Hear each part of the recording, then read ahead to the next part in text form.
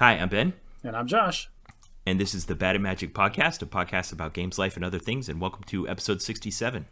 Ben, did you play any organized sports in high school and or college?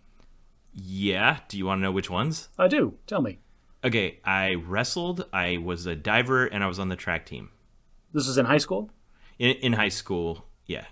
I didn't know you wrestled in high school. I wrestled in high school. I wrestled in 6th grade. Oh. I actually went to state for wrestling. I was of all the sports I played, I was a good wrestler. Awesome. Well, I was track and field as well. I did shot and disc and 2 mile for no reason. Those are nothing alike. No, I did the 2 mile on a dare.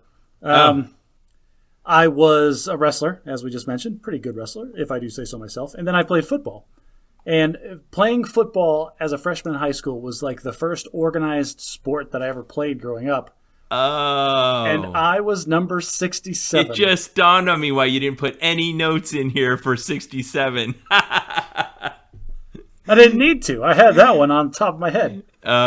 Nice. Classic. Okay. I was only 67 for my freshman year. After that, I was moved from tackle to center, and I was number 50 for the rest of my football career. So you're like Michael Jordan. Like 23 was your original number. Yeah, 45 on the comeback, but 23 is really my number. Yeah, there you go. But except I never came back. I never got there in the first place to come back to it. And I don't miss it. Football was one of those things that I don't know. I didn't like it. I didn't like the fact that I could try as hard as I could, but then when somebody else was slacking, then the rest of the team would suffer. I think that's why I liked wrestling a lot, because I could just focus on I could team do my sports best. Versus individual sports. A classic dilemma. There you go. And I'm not going to let my kids play football either. Now, with all the research that they have about head injuries and stuff. Yeah. Your physical body is just the meat machine that hauls your brain from place to place. But if your brain gets damaged, that's bad news for your whole life. Okay, I'm going to try to come up with a scenario here. It's going to be a bit outlandish, but hear me out. Let's say you're at a elementary school family carnival on a Saturday, and they're going to have a parents' foot race, and they want you to wear pennies with numbers on them. And they throw the stale, smelly pennies out on the ground, and the adults are crowding around to pick up their colored jerseys so their numbers can be written down. And you see the number 67. Do you shoulder somebody out of the way so you can get it? Am I so sentimental about my football number from high school that I will knock over another physical adult so I can have it? I'm going to go with no, because I hope that as a person I've grown past living those high school highs. I do know people in my life that have never... they peaked in high school, and they just want to live those days over and over and over again. They're Uncle Rico on Napoleon Dynamite. Yes, exactly. No, I feel like I've moved on. They're pleasant memories, and I will have them and cherish them forever, but I don't ever want to go back there. Okay. All right. Josh, the last time I recorded 2 weeks ago, it was at the end of February in the year 2022, and we need to talk about the elephant in the room. Less than a week, a little over a week ago, the Russian Republic invaded the nation of Ukraine in Eastern Europe. So, best case scenario, we can talk about this on this podcast, and then we'll never have to talk about it again because it'll all be resolved in a peaceful way where everybody's happy. Worst case scenario, this is the last episode we ever record because the next episode would have been recorded in a nightmare, dystopian hellscape. I had half a second to imagine worst case scenario before you actually started finishing your thought, and your worst case scenario was worse than what I imagined. Everybody keeps throwing around World War III of the talking heads and all the news stations, but that's just because they want you to keep watching. I sincerely hope and don't think it'll come to that, but there is a real existential threat looming with this going on. Absolutely. I mean, Vladimir Putin has under his control the largest nuclear arsenal in existence right now, and he hasn't even been shy about making barely veiled threats to use it if anyone interferes. It's the perfect combination of little guy syndrome and who cares, I'm the boss mentality. It's this perfect confluence of terrible personality traits of a person that's in charge of world-ending weaponry. Yeah. Yikes. And that's why this is such a nuanced, complicated situation. My kids are trying to understand it, and they don't know all the things that I know. So when you're trying to explain to a child these kinds of things, and they're old enough to ask questions about it and watch, like I brought my older teenagers together, and we sat on the couch and watched President Biden's speech to the nation that happened just as all of this was unfolding, and kind of laying out the case for why this was wrong and what we intended to do about it and those kinds of things. And any speech like that is going to bring down mountains of criticism from both sides. But he really does have a fine line he has to be walking here because of the tremendous existential threat, as you said, of interfering and kind of the lack of true, undeniable impetus to drag us into this. Yeah, everybody in the world is pointing at this saying this is wrong. Somebody should do something about this. But nobody wants to be the one to step forward and end up in a shooting war with Russia, is what it boils down to. It's a terrible situation, but what else are you supposed to do? Which is why, it is a horrible thing, humanitarian crisis, and there's so much wrong with everything that's going on. Thousands of people are dying. There's millions of refugees displaced from their homes. They've attacked nuclear power plants. It's horrible. But amongst all of that, there is this very interesting little thread that I'm following very keenly, and that is the idea of what does a modern-day, actual, no-kidding, nation-state level war look like? Because Russians are clearly the aggressors, and Ukrainians are clearly the defenders. They're fighting militarily. But the rest of the world is just hammering down on Russia purely economically. And I'm very interested to see if our economies have become so intertwined, if globalization has become so tight-knit, that this is actually a valid weapon that we can use, or a valid method to stop an aggressor like this. So when you say valid method, I think you're referring to the host of other than war diplomatic, other instruments of power that we've wielded to try to discourage or reverse this action. Yes, exactly. When Hitler invaded Poland, nobody was saying we should stop trading with them. That'll show them. No, it was immediately discussion about this has to be met with military force. Right. Now this nuclear weapons weren't part of that calculus. Right, ending all of humanity because somebody's too proud to admit that they're biting off more than they can chew. Yeah, that's a problem.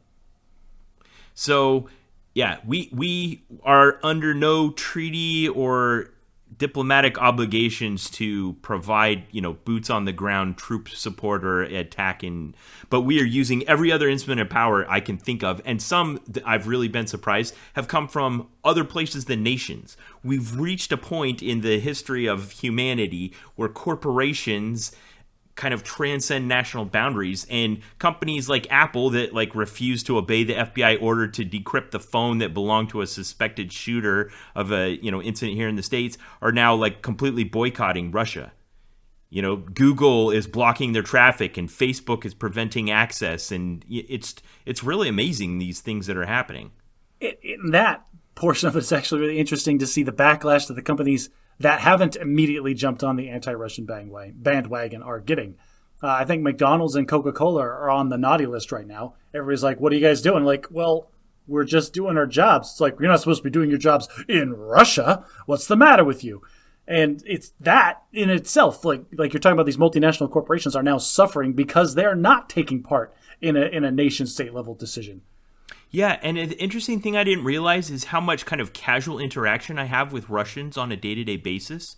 Some of the Reddit threads that I follow, they're just some of the commenters are Russian. One of the mobile games that I play, it's one that happens to be popular in Russia, and I'm seeing comments among the people why are you guys doing this to us? Because they're kind of underneath this umbrella of propaganda shield, and they don't really know what's going on. So they're like, why is everyone singling us out for this and cutting us off in our banking and ruining our currency and our markets? And that goes back to just how powerful it is in the modern day and age of, if you can control the information that a population consumes, you really can control their thoughts and opinions. Yeah, I mean, you have to be North Korea levels of control to really be able to control it. I think the people know what's going on. We look at what, like, at the end of the World War II, when we were going into Germany and we were finding concentration camps and going to the nearby town, and the people in the town say they didn't know what was going on in the concentration camps. Maybe that was true. But you were just talking about how, like, people you were talking to or seeing comments in your game, they didn't realize what's going on. I get that. I am astonished at the degree of which what I would actually call propaganda is still happening. And by propaganda, I mean like someone in a position of power that has an agenda is manipulating the conversation. That's happening all the time. Like any news channel you turn on, it doesn't matter if you're in Russia or if you're in the United States. Like I don't mean in that sense. I mean like like there's some minister sitting there and deciding which Facebook posts are going to be on your feed. Yeah, that I get. But here's the part I wasn't ready for. I thought that we were going to see kind of the war unfolding in Ukraine, and we would see like videos and photos and posts and stuff, and that's happening. I'm seeing drone footage, I'm seeing on-the-ground videos, I'm seeing news reels, I'm seeing speeches by the president. But one thing is, there's just a little bit of uncertainty around it. Like, I'm not quite sure if what I'm seeing is the real truth or propaganda, whether it's coming from the good guys or the bad guys. Yeah. And I mean, how are we supposed to know the difference? Like, there was a video that went into circulation, I don't know if you saw this one, of like some planes fighting overhead, and it actually turned out to be footage from a video game superimposed onto the country.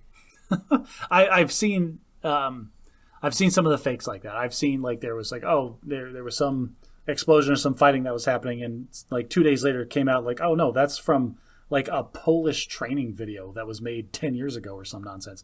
So a lot of content creators online are taking whatever snippets and clips that they can find in the dregs of the internet and trying to make, quick attention grabbing, ad revenue generating videos. Yeah, and you're talking about it like it's just random trolls that are trying to get upvotes. But, are there rooms full of operatives that are also working on these kinds of things? One I saw that was really interesting was on the day I think that the war was declared, Putin called what he called an emergency teleconference that was at 5 o'clock. And people, and this was crowdsourced, this wasn't a government that did this, people on the internet went around and they showed some shots of the ministers from the Russian government in the audience, and people zoomed in real close and saw that the watches of all the people in the room said 11:45. So it was supposedly a live teleconference was delayed by 6.5 hours. Interesting. But can we trust that? Can we trust these random fake things that are coming out? Like, who knows, man? And what you can't trust anything on the internet. It just goes back to that old adage. You can't trust anything that you read on the internet. And so I don't think that's the takeaway. I don't think just don't trust anything is the takeaway here. No, the takeaway is that you're going to be bombarded with information that is coming from sources that have an agenda, that have a bias, that have a specific slant that they want to implant in your brain. And so of all the sources that you're consuming, you need to keep in mind these handy little biases and fallacies that your buddies at the Bad and Magic podcast have been talking about for months now. And just try to filter through it all. And I mean, that's all you can do is you have to just sift through all the dross until you can come up with a picture of what might actually be close to the truth. So I saw one today that was brilliant. I don't know who's working in Ukraine to do this kind of thing, but they really do feel like they're controlling the message right now. It's very clear that they are a peaceful nation that was aggressed by a more powerful nation without cause. And there was a clip that the Russian ministry had released of Vladimir Putin looking like he was sitting at a press conference, a very public press conference surrounded by ministers and well lit and shiny and stuff. But the rumors are that he's hiding in a bunker somewhere. And someone analyzed the video, and you can see for about 4 frames of the video, his hand goes forward and it goes through the microphone that's in front of him in the frame. You green screened it. And then it cuts to a video of Ukrainian President Zelinsky, and he says something very definitive and short, and then he reaches up and pushes the microphone in front of him to the side. I'm actually here. Yeah, exactly. All right, well, everybody, all of this... Clip in the show notes. All this tragedy and stuff aside, props to Zelinsky for being, he feels like a real man, like a man's man. He does, and I feel like I'm going to wake up some morning and he's just going to be another casualty of this war, and I just hope that isn't the case, because he really has become the symbol of defiance against an unjust aggressor. Ben, they are calling for anybody that wants to show up and fight for Ukraine. They're letting them into the country and giving them, I don't know, support, which is probably, a sandwich? The French Foreign Legion? Yeah, exactly. Maybe. Maybe. You want to go be Rough Riders? You want to, put our AR-15s in a backpack and hike over to Ukraine and kill some Ruskies? Okay, let me contextualize this, Josh, because I know that this would be extremely problematic for my current obligations as a member of the United States Air Force. But all things aside, let's compare, in my mind, someone who took leave and drove to Washington, D.C. on the 6th of January a year ago, as opposed to someone to take leave and go to Ukraine. How do I weigh the ethics and the commitment to the good of humanity between those two people? One of them was right and one of them was a terrorist?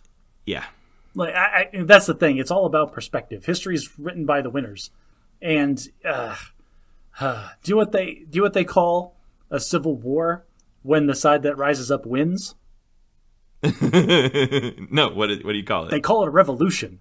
Yeah. They don't call it the Troubles. They don't call it a civil war. They call it the glorious revolution where we finally threw off the shackles of our oppressors. It all just depends on your perspective in this stuff. Yeah. All I know is I have parents that grew up in the Cold War, and they would be super proud of me if I went and fought against Russia. That's all. So I hope this is not too jarring to our listeners, but I felt the real conflict inside of me where we have this podcast that's lighthearted and we laugh and talk about games and life and stuff, and it felt wrong for us to start off our discussion just talking about it like none of that's going on right now, like that isn't happening. But now I want to shift back to the lighthearted funness that we always do without it being too jarring to our listeners. So how do we make a transition from a humanitarian crisis that is a ground war in Europe to the random nonsense that we usually talk about? So this week, one of my listeners asked me, they said, Josh talked about his shower thought where he was wondering if our thoughts are unbounded or if they're limited by language. And they said, would you ask Josh if we can actually think of nothing? If we can think of nothing in the sense that we cannot think of in the terms of words, or that we can just shut our brain, our flow of consciousness off for a moment? I mean, I understand if you put electrodes on someone's head and you measure brain death where it's just a flat line, no electrical activity. I don't think it's that. I think it's just I don't know. Can you not summon the Stay Puft Marshmallow Man? I think that's what meditation is. I mean, people talk about that all the time, being the oneness or just being aware or floating or drifting or whatever it is. And people talk about, or Zen, there it is, the Zen state. People talk about if they meditate for a long time or dedicate their whole lives to it if you're a monk, that you can get into that state where your mind isn't concerned with the worldly existence and it's just free to, I don't know, drift or do its own thing. I obviously have no idea what that's like. This brings up an interesting thing that's, I don't know if it's psychologists call executive control, where you have a consciousness inside of you that is on a fundamental level just chemical and electrical signals happening inside a lump of biological matter. And if you can think about your own thinking, but thinking is what controls your thinking, how can you not think of something without just being dead? I don't think it's possible. Well, I think someone that says they've reached Zen meditation or whatever says that they've thought of that they're not thinking of anything, but you can't, or you'd just be dead. Well, I mean, I've said this before. I know that I'm conscious because I have a stream of consciousness that exists perpetually throughout my existence. But I have no idea about other people. It's an unprovable fact. You all could be weird Matrix robots for as much as I know. Yeah. All right. Well, I'm glad we wrapped that one up. We'll have to let the philosophers know. Yeah. When we figure it out, don't worry, everyone. We're on it. We'll put up a Patreon if we need any research materials or money for it. But once we figure out how human consciousness works, we'll let you know. Another question I have from our readers this week was they were kind of commenting on what we were talking about with dumb rules. And what the opportunity cost of them was. I'd said specifically that dumb rules are there and they just cost us time and energy and stuff. But I believe this. I don't know why I failed to say it. And that is the real cost of dumb rules is that it dilutes the important ones. Okay. Because if everybody's special, then nobody is. So yes, exactly. Syndrome off of Incredibles. Yeah. So you have some rules that are there that exist purely to make sure people don't get eaten by street sweepers. But then you have the rules that keep people safe and alive. Like when I was in training to be a drone pilot, they handed me my documents. And I told you this story. They gave them to me on a CD. And it was so outrageous because I just added up all the pages of rules that I was responsible for enforcing all the time. And it was 16,000 pages of written text. And everybody just acknowledges it's an unknowable quantity of information. And what it boils down to is like, this is the stuff that we are going to use to punish you when you screw up. And that's all it boils down to. If you're doing everything that you're supposed to be doing, if you're doing everything right, then we won't have to throw these books at you. Okay, so that's 16,000 of pages of text. If it takes you 2 minutes to read a page, that's 533 hours of reading straight. Let's see, let's divide that by 20. That's a quarter. That's 3 working months. Yeah, wow. Okay. So if you spent 8 hours a day, 5 days a week, doing nothing but reading those rules, let's not talk about retaining and or like enforcing them. Like it would take you 3 months just to read them all. Yeah, so at the end of that discussion on stupid rules, I proposed, that we resist them together, and I gave some suggestions for how we would do it, but I didn't say why. And I think the reason why you should oppose stupid rules, other than you're against stupidity, is because it makes the important ones unimportant.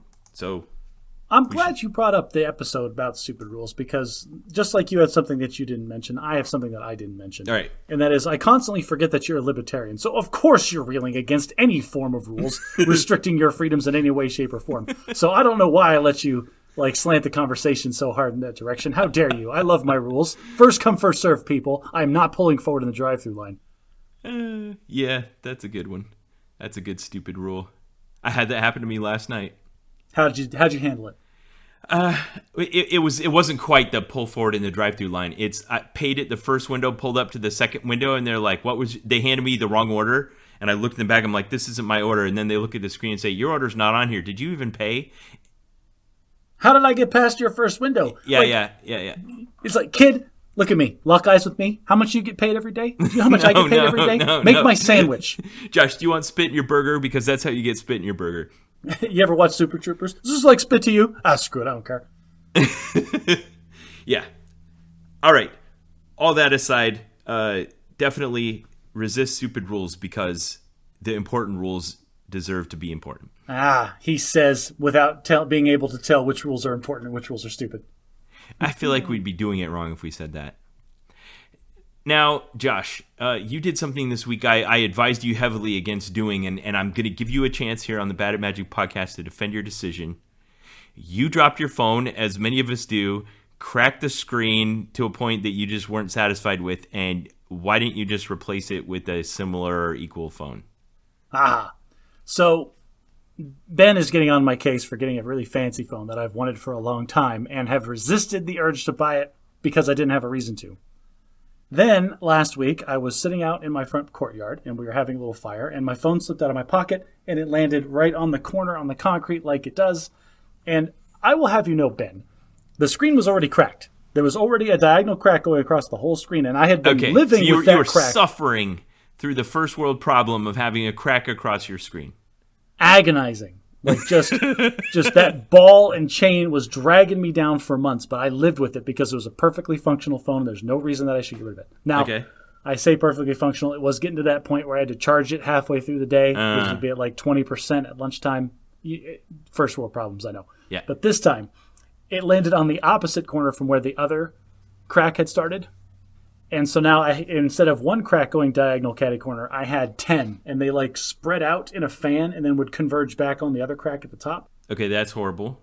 It was just bad enough to justify, I can't handle it. You know what's a real kiss of death to me, though, is when it gets so broken that, if you slide your finger across it, a piece of glass comes out and stabs you in the finger. Ben, replace your phone.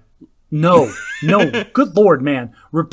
Your phone should not be a hazard to your health. Get a new phone, man. No, my phone's fine. I've just had that happen before. Okay. So what I've wanted, and I've been looking at it forever, and I've done my due diligence like I always do when I'm obsessed about things, and I wanted the new folding phone. And I've told you this before in a previous podcast. Don't talk about it like a grandma. Say the full model number. I got the Samsung Galaxy Fold 3. Okay. Okay, and the reason I did that, and I've said this before, is I watch a ton of YouTube videos on my phone. I know. And I wanted the biggest screen I could get. Did you make a spreadsheet? I did not make a spreadsheet. This one had, hands down, the largest screen. Like, look around. There was nothing else to put on the spreadsheet? Unless I wanted to carry around an iPad mini in my pocket, which I'm not doing because it's Apple. So, this is the coolest thing because I'm carrying around this little tablet all the time, and it's so great. So many words and so much love for this phone already, but I'm going to try to focus on the things that are important here. Let's do some pros and cons. Can you do cons too? Because if you can't, then I don't think you're an objective source. Can I do cons? I can do cons. It is rather thick. So like when it's folded, it's Mr. Always wears cargo shorts. I always wear cargo shorts. I always have them in my pockets. The front screen on the front of it, like when you close it, that's also a touchscreen on the front, like your normal phone. The camera bump. This is the first one I had where the cameras weren't flush in the back of the phone. Yeah. And I dropped mine this week and broke the camera lens. You see, I'm worried about that. I don't know what to do now. I bought a tempered glass specifically just to go over the camera bump to protect the lenses. Huh. So one of those, like a screen protector, but just for those. Like, who? I realize that we want big fancy cameras in our phone, but who thought it was a good idea to make the most delicate piece of glass the thing that sticks out the farthest on your phone? I think that must have been a really tense meeting where you just have that tension that comes from the requirements exceeding the physics. And like, listen, if you want a camera that can do this, we need a bigger lens in the camera. They're like, but we can't exceed this thickness. And then someone goes, well, why can't the lens be thicker than the rest of the phone? And someone's like, wait a minute. They would set it down and crack it, and then we'd have to get a new phone. No one said that. Or if they did, somehow they got shouted down. They're like, I guess there's no reason we can't do that. They're going to buy cases anyway. The case will make up the difference. And then we get away with making a thicker phone than we say we're sending out. Here's that exact same conversation. I imagine that going down, and that is a bunch of engineers and art people and software designers, everybody coming together and collaborating and creating a brand new and an innovative thing to give us a better camera in our phone. But the guy who was designing the chassis, who decided that the camera lens would stick out 1 millimeter farther than the metal back of the phone, that's the guy I want to slap in the face. Like, dude, if you're going to have a bump anyway, make the bump the thing that sticks out farther than the glass, you dummy. Why is it when I set my phone down, the glass is the first thing that contacts any hard surface that I'm setting it on? Yeah. I don't know how that happened. It just feels like a failure of industrial design to me. Or it goes back to the malice thing where, well, if they crack the camera lens, they have to get a new phone, and that's a win for us because we sell phones. I just don't think that. But I want to talk about that later on. So we'll save that. Are there really evil corporate CEOs? Save that spot. We'll come back to that. The answer is yes. We can skip that whole conversation. No, all right. So this is the biggest con is that I don't feel comfortable setting it down at all ever. Either I'm setting it down. I'm either setting it down on the camera lenses or I'm setting it down on the touch screen on the other side, and I'm not happy with it either way. The only other thing that I'll say that's bad about it is when it's fully closed all the way, because like the hinge, the part where the screen actually bends, is the most delicate part. They've done everything they can engineering-wise to make that as gentle as a curve as possible. Uh-huh. Because you can't just fold glass at a 90 degree angle. Right, it won't go 180 degrees, yes. Right, so it's got to do that nice gentle curve. But that means that the phone is closed, but it's like it's not closed flush.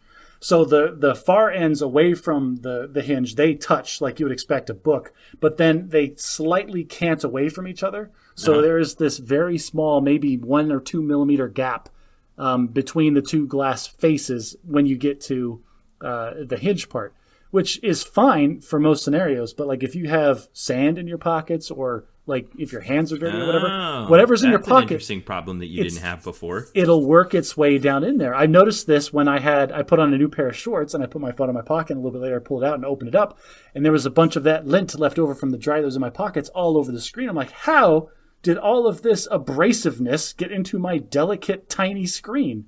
Not tiny in that it's a huge screen, but it's tiny in that it's super, super thin and very prone to, getting scratched or marred up. And that's because it doesn't close perfectly. Was your phone the thing you sent me a picture of with a banana next to it? Yes. All right, I'll put that in the show notes if you want to see how gigantic this Galaxy Note 3 Fold or whatever it is. It's right. Humongous. I have one more pro and I have one more con. And you just use the word tiny to describe it. Let's hear them. Not tiny. The thickness of the screen is tiny. Never mind. The pro. This is the first one I've had with a modern generation fingerprint scanner. I have never used biometrics as the locking or unlocking mechanism of my phone. It was always like the draw pattern on the phone. That's what I always used. Right. I cannot believe how fast and easy it is to unlock my phone with the lock button because I just trained it to the fingers that I'm most likely to pick up my phone with. Yeah. And by the time I get the phone to a position in my hand that I'm going to use it, it is already unlocked and waiting for me. And that you is didn't so realize awesome. how much of your life you'd been wasting drawing the little pattern on the screen? I didn't, but this must be what it felt like the first guy that got an electric starting car after hand cranking his for years and years. We just hit you with the magic wand. Josh, you now get back 4 minutes of your life every day. Ooh, dude, I don't know. 4 minutes is generous. I would say it does add up. It does add up. It's probably less than a minute a day, but that's time I have back. So I had bought an iPhone SE 2020, which is the last Apple iPhone model that still has a fingerprint scanner on it, and I was satisfied with it. I don't mind having a home button with a fingerprint scanner on it. And then my son broke his screen, so I gave him that one and bought an iPhone 13, and it has only face recognition, which is horrible in the age of COVID where everyone's wearing masks. So I find myself typing in my password most of the time instead of having it use the automatic biometric recognition, and I miss the fingerprint scanner. Ben, this is a simple problem. Train it to your face with a mask on. You can do that? Well, I don't know. I'm assuming. Just go can't. Ahead. Oh, come on. Draw a mustache on your mask. It'll be fine. Crap, I can't unlock my phone. I have the wrong mask on. All right, this is the last con that I have for you. Okay. All right. Some months ago, I made the decision to move away from Magic Arena and go back to Magic Online because of the in-game economy, okay? Uh-huh. But what I've discovered is that this screen on this phone is large enough that I can play a game of Magic Arena, and it's actually really nice, and the graphics are good, and the processing power is there, and I drafted. Wow. I've done 2 drafts in the new set on my phone, never having opened it on my desktop, and I'm completely satisfied with the experience, and that scares me because now I have 2 clients for Magic the Gathering that I'm tracking again. Wow. Okay, that's interesting. I'll have to get some tips from you on drafting Kamigawa Neon Dynasty.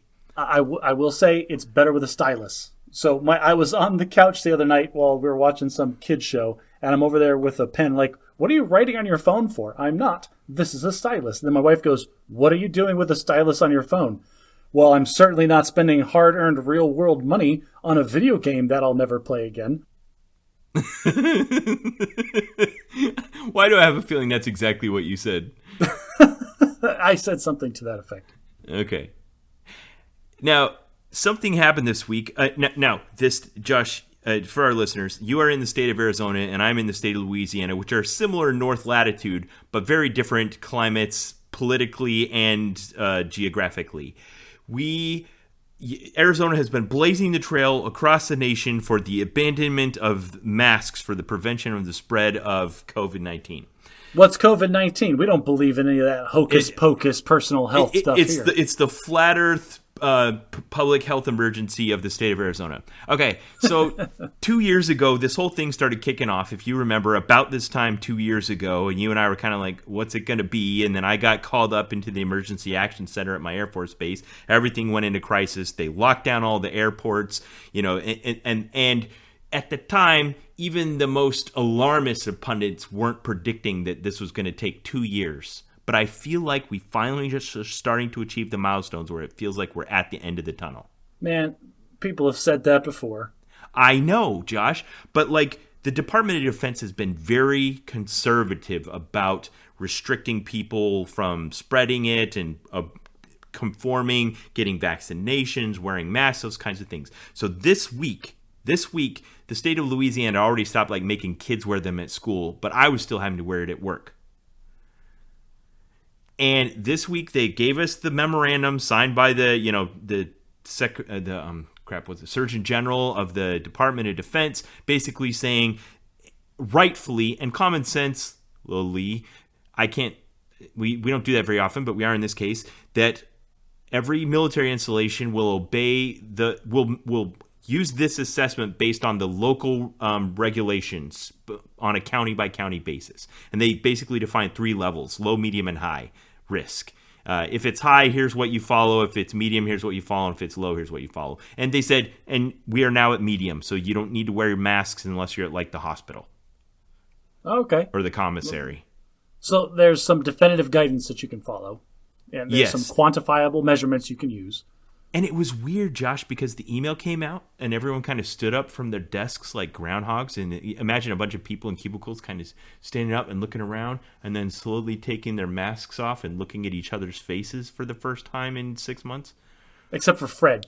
Fred let out a very enthusiastic yeehaw and ripped his mask off, threw it down, and lit it on fire. Right. Well, and there's another thing happening, and I want to talk about this for a sec, and that is that in the rules it said very deliberately, and I think they recognize the military is a very likely organization to experience too extreme of backlash from this kind of thing.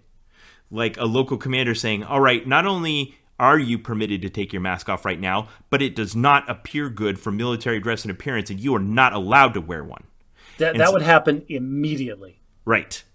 So it actually says in the rules that you're protected if you still want to choose to wear one. That's bold in itself. Giving a military member the choice of his dress and appearance? Ooh. Well, I don't know, Ben. Are you prepared as a major to have that kind of power insubordination? Yeah. I'm very comfortable with it, Josh. Now, the thing is, my general, and I've talked about him several times on this podcast, he was one of the ones that was already contemptuous about continuing to wear them when the local area had. So I'm sure he was one of the ones. I think he's the guy that yelled, that I heard shout and throw his down and light it on fire. The actual base commander. Yeah. No, he's not the base commander. I'm on a MAGCOM staff. He's my director. Sorry. Yeah, the big dog. Yeah. All right. Well, Arizona, the CDC guidance was updated. Everybody's aware of this, and it's all kind of relaxing. Arizona's been relaxed forever. Our governor threatened to take away the funding of schools that had mask mandates, so there haven't been mask mandates at our schools for a long time. I have real problems with Arizona politics right now, but we're not going there. Where we're going is that while I'm a naysayer and while I'm the first one to be like, well, I don't know, Ben, we've said this before, my wife and I also feel like we may have finally turned this corner. My whole family is vaccinated. My wife and I are both boosted. My kids do still. Wow. We're having them. Cautious optimism from my co-host. I know. This is when you need to go to the bunkers, is when Josh starts saying things that are not so negative. To the point where this is how cautiously optimistic we are, Ben. We put down the payment and paid for our week-long, supposed to be annual family vacation at the end of July. Yeah. Wow. Okay, that's quantifiable optimism. Well, here now I say that we put money down and we're going on a trip, but we also did pay almost $300 extra for the little trip insurance where we could cancel everything up to the last minute and still get our money back.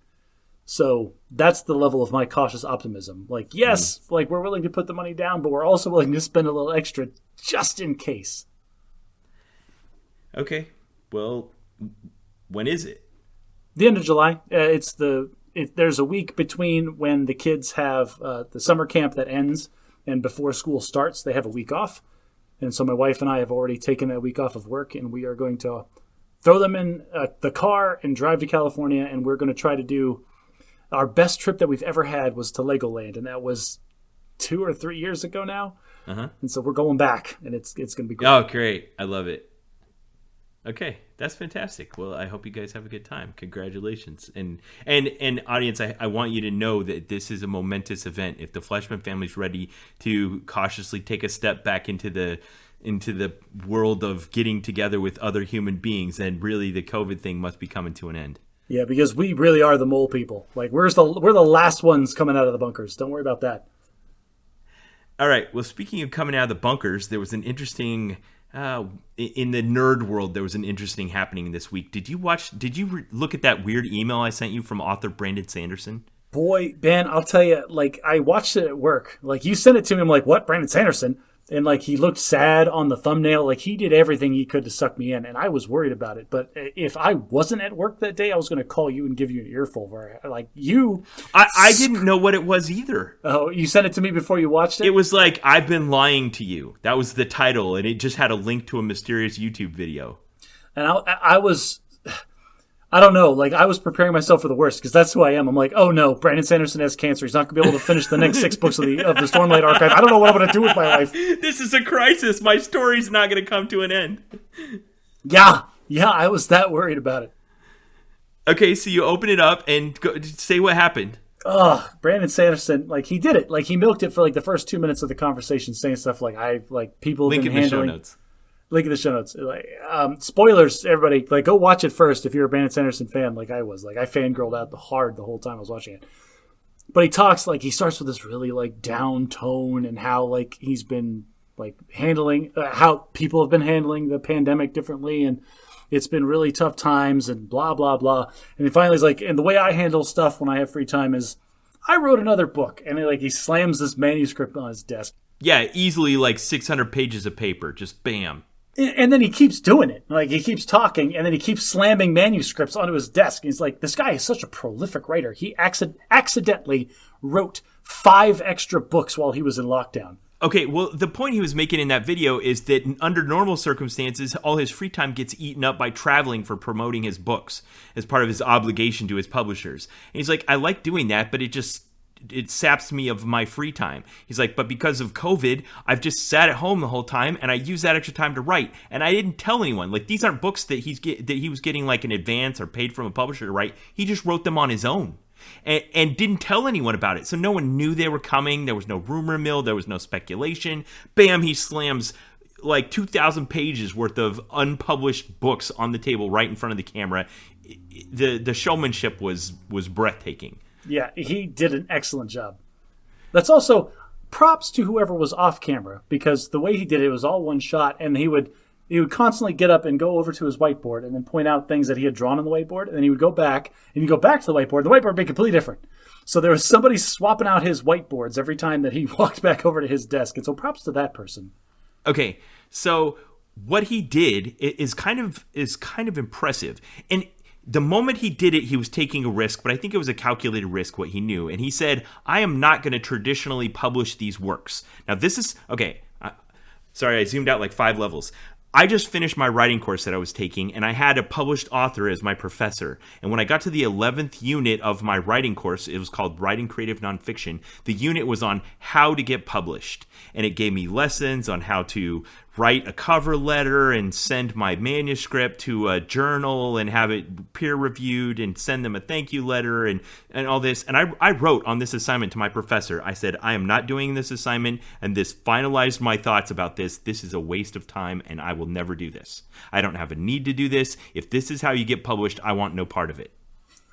You'll just do what Brandon Sanderson decided to do and put out a video asking his supporters directly, hey, let's just publish this on our own.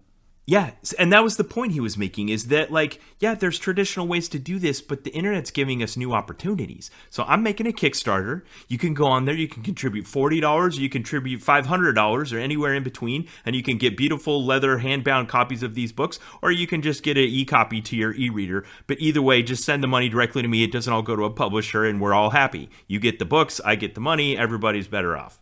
He said it in ways that were a lot more eloquent than that, but that's essentially what he did. And like, what blows my mind is that he was shooting for $1 million. Yeah. And as of today, before we recorded this podcast, I checked. It's up to like $24 million or something. Yeah. He raised $1 million in the first 35 minutes. This just goes to show you, people, I've been saying this since the podcast started. Brandon Sanderson is an amazing author. If you read fiction, go read Brandon Sanderson. There's enough people out there that agree with me that they've just thrown $20 million at the guy for please, please, please give me 5 new books. So my wife's not plugged in enough that she was following all of this. So when I told her about it, she's like, oh, really? Now, so she subscribed to the Kickstarter. I don't know if you are, but we are definitely among the contributors to this. I'm pretty sure my baby sister is too. I can neither confirm nor deny the amount of money that I have put into this. What level of supporter are you? No. That will not be recorded. My wife listens to these, Ben. Oh, sorry. I'm sorry, Josh. How dare I insinuate that you would waste hard-earned money on such a frivolous purchase? Ben, I would never put that amount of money towards a purchase without consulting my wife first. Awesome. Okay, Josh, I want to do a segment I call Bad at Eating. We've talked about food on this podcast from time to time. In fact, I've talked on this podcast about one particular kind of food in the past, and that is s'mores. Oh, are we going to talk about s'mores again? Ben, these are campfire snacks that kids give up when they're 10. Like, you are obsessed. What? Like, you are chasing... Have you not had a s'more since you were 10 years old? You are chasing the s'mores dragon, my friend, and you need to stop. I can't believe this. Josh, when was the last time you had a s'more? Ben, we've discussed it the last time we talked about s'mores. I am not, nor have I ever been, that keen on chocolate. Oh my gosh. Okay. Well, okay, I'm happy with this. You can be our skeptic while I go through this. Oh, wow. What a novel approach for me to take. I insinuated on this podcast in the past that the only true and worthy application of the ingredients and the flavor concoction that is a s'more is the actual OG campfire creation. Golden graham crackers, Hershey's chocolate, and air puffed marshmallows. Wow. Like to a brand name even. Whew. Yeah, that's it. That's all there is. And anyone that's approximating it is trying to monetize people chasing the s'mores dragon, and it's always terrible. So I wanted to put my money where my mouth is. So I was at the grocery store. Sometimes my family takes a trip to the grocery store. It's just like an entertaining way to get out of the house. So I had my second son and my first daughter, 20 and 18, with me at the grocery store. I'm like, hey guys, I've been thinking about doing a thing. Will you help me go on a scavenger hunt in this grocery store for anything s'mores flavored? And they're like, cool. So we spent like a half hour in the grocery store. We went, aisle to aisle. We kind of targeted certain areas where we expected there to be more s'mores stuff. And we found 9 s'mores treats.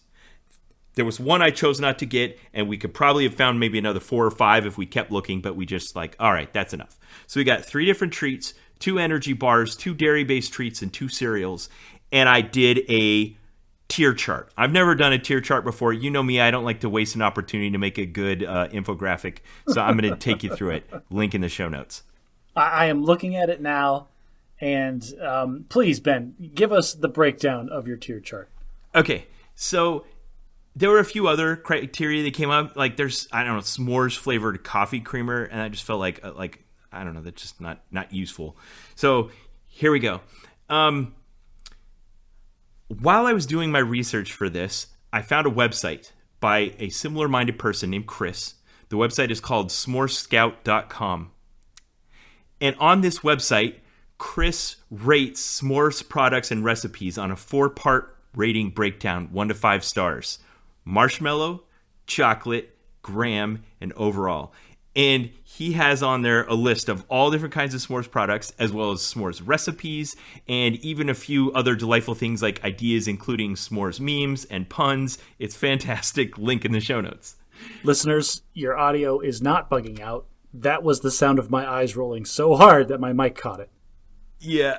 Okay. So let me open up my spreadsheet here where I've recorded all of my meticulously diagrammed data. Oh, Ben, you are quickly approaching like cult level crazy here. Like this is Charlie Day like meme category of you doing s'more stuff. I didn't mean to close the document, but okay. So I took these 9 things and I put them on a list. I categorized them and I did, the typical like internet tier chart. Basically, it's graded A through F, and then there's an S tier that's at the top.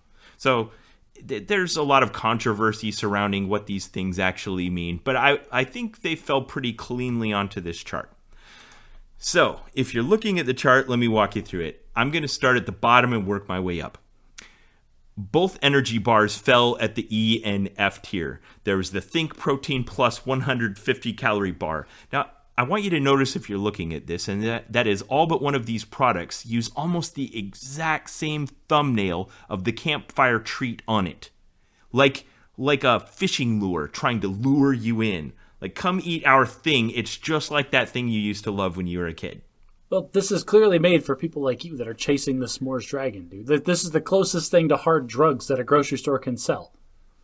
So, the Think ! Protein plus 150 calorie bar maybe was the worst energy protein bar I've ever put in my mouth. Ben, I think I spit out the other half of the bite. Ben, the only thing, like, how big is it? Like, in your hands? Like, it's the size of, like, a normal candy bar?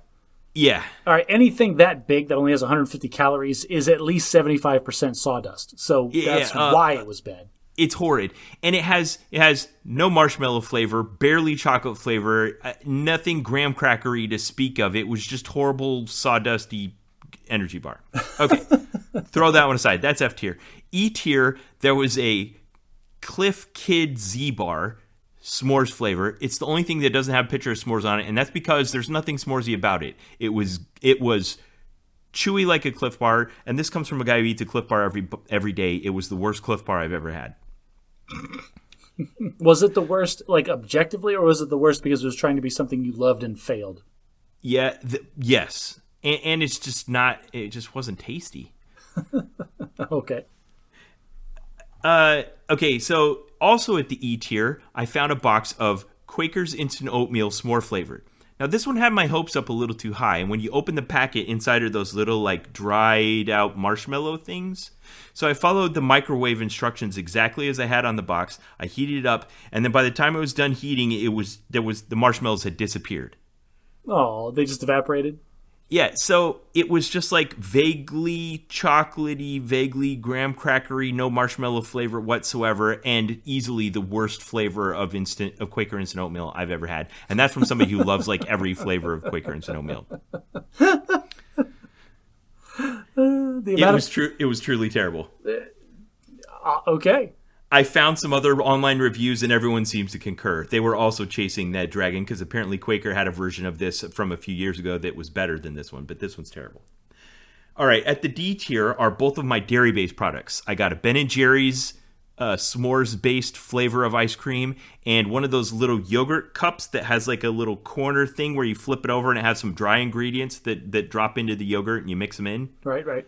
Okay, so the Ben & Jerry's Give Me S'more and the Chobani Flip s'mores flavor. Again, both of these are just fail. Ben & Jerry's was fine. It tasted like just they used chocolate cookies. I don't know why. I guess they couldn't figure out. And then the ice cream was, I guess, marshmallow flavored, and then it had something vaguely graham crackery in it. It was more like somebody spilled some sand into the ice cream. I'm no words. Please, all I can do is watch this train wreck in progress. Please continue. The Chobani Flip inexplicably had little bits of caramel in it. I guess they were looking for something crunchier than the graham cracker pieces. And the flavor of vanilla or plain Greek yogurt just overpowered any attempt at making a marshmallow flavor. And so, of all the things on this list, that one tasted the least like anything s'moresy. All right. Once you get above the D tier, now we've got the energy bars and the dairy-based products out of the way and the oatmeal. Now you get into the things that actually taste like s'mores. There was the Golden Grams Treats bars, the Honey Made S'mores cereal, the S'mores Pop-Tarts, and then, of course, the OG Campfire S'more. The Golden Grams Treats bars, I put at the C tier. They're fine. They're cold. They have all the ingredients present, but they're missing the most important ingredient, the most important part of the s'mores experience, and that is that it's melty and gooey. I'm starting to have a theory. Like, did you have your first kiss right after eating a s'more? Like, is that what happened? Something really good happened to you after eating a s'more. Now, we did this at dinner with my kid. After dinner, I'm like, all right, we had dinner. Now let's have dessert. And I pulled down all these s'mores things. And I cut them all into little pieces. And everybody tasted it. We had an interesting conversation and tried all this together. And I was surprised by something. At the B tier, I have Post Honey Made S'mores cereal. And it achieved in cereal form the same thing that a s'mores achieves in real life, and that is the end product is greater than the sum of its parts. Okay. It's delicious. Like, it's a genuinely good cereal. If you open it up and you pour it out, there are three things in it. There's like a graham crackery bits of cereal, like Cocoa Puffs, and then like dried marshmallows, crunchy marshmallow, like a Oops All Lucky Charms kind of thing. Okay. And it's just all mixed together. And if you eat any one of the three, they're not great. But when you pour milk on it and eat it, it's super delicious. Like 2 thumbs up. Highly recommend Honey Made S'mores cereal by Post. I consistently eat Frosted Flakes for breakfast, so you will not hear me disparage you for eating like a little kid's cereal. Like that's totally a thing. So is that your favorite? Actually, lately I've been on a Rice Krispies with a banana kick. Oh, that's interesting. Do you slice a banana into it or just eat it on the side? No. You have to slice the banana into it, or else the Rice Krispies are just sawdust again. I mean, that's better than what I used to do. I just pour a bunch of sugar on them. I used to do that when I was a little kid, but I'm trying to get away from that. I still put way too much sugar in my coffee, but we're not talking about me. We're talking about your s'mores addiction. Please continue. Okay, so at the A tier, I have Kellogg's Pop-Tarts. These ones happen to be frosted. I think in the past they've made both a frosted and a non-frosted version. It doesn't really matter. The s'mores flavor. Now, Josh, these are uncanny, and I've liked them for a long time, probably for all those things that you said. But Kellogg's S'mores Pop-Tarts are the closest thing you can get to the campfire experience with the least amount of effort. Well, that makes sense because you have that added extra benefit of heat. So they probably just put actual marshmallows in the stupid things. Yeah, you put it in the toaster. It comes out. It's a line of marshmallows, so it's like in every bite. And then it has the melty chocolate, the gooey marshmallow, and the crunchy graham cracker. And it's just about the closest you can get. It also kind of has that like overly processed food flavor that all Pop-Tarts have. But what can you do? That's A tier. And then at the S tier, of course, is the OG campfire s'mores. Now, after we'd done this taste test with these 8 different kinds of grocery store scavenger hunt s'mores that we found, my kids were like, all right, Dad, when are we going to do the real thing? So I said, okay, if you go out in the backyard and cut up the pile of sticks, then we'll bring it in the house, we'll light a fire in the fireplace and make s'mores tomorrow night.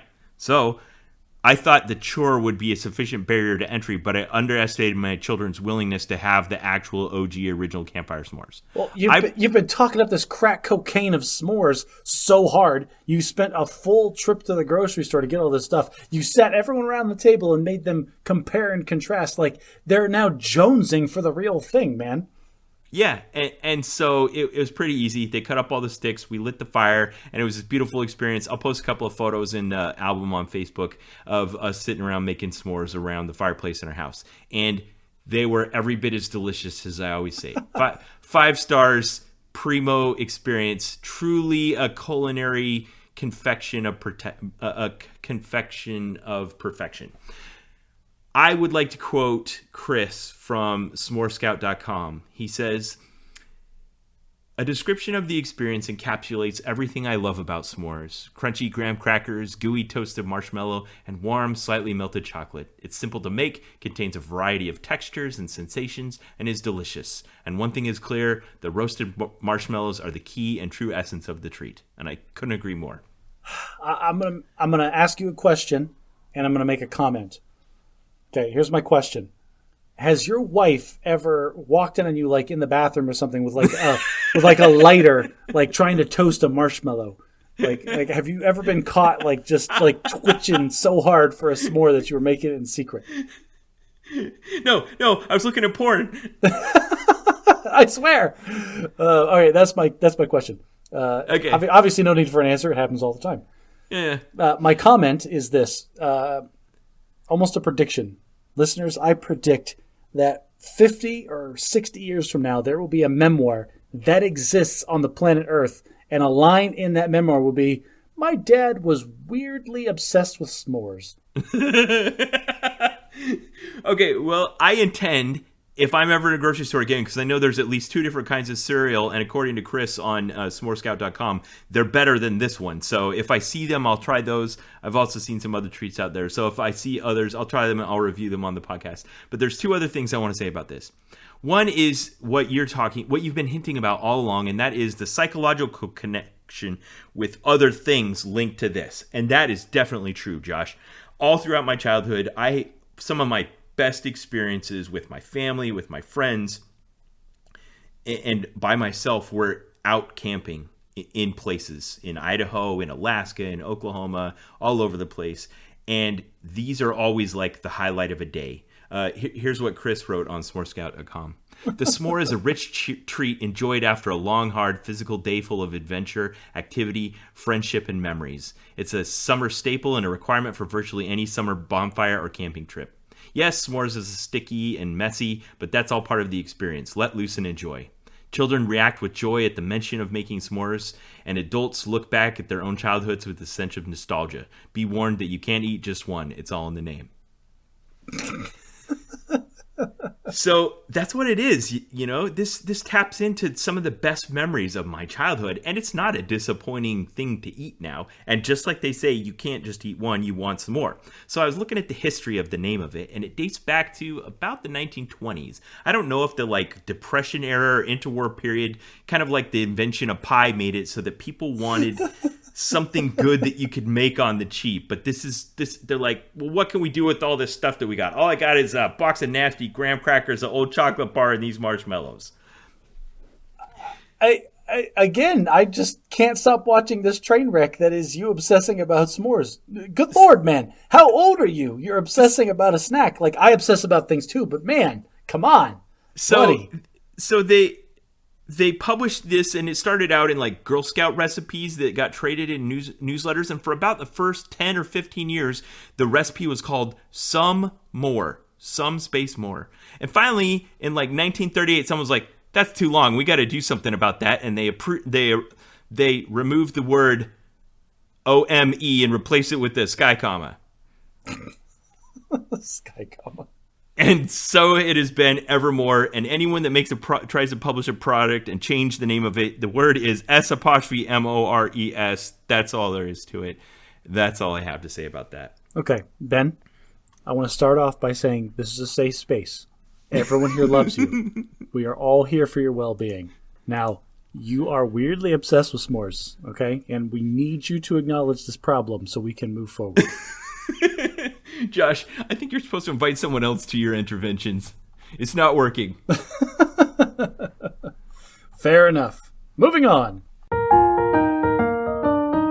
All right, so for Bad at Logic today, because it's an odd episode, we are going to do a bias, and I believe you've selected one. I have, because I'm the biased one, and I am odd, so it's an odd episode. I have selected the framing effect. The card itself says you allow yourself to be unduly influenced by context and delivery. Ben, I have the perfect used car for you, buddy. This car has only been driven by a little old lady on her way to Sunday church meetings. It is barely out of its prime. It's gorgeous. There's not a single thing wrong with it, and it fits you like a glove, buddy. Look, it's the same tone of blue of the shirt that you're wearing. You're going to love this thing.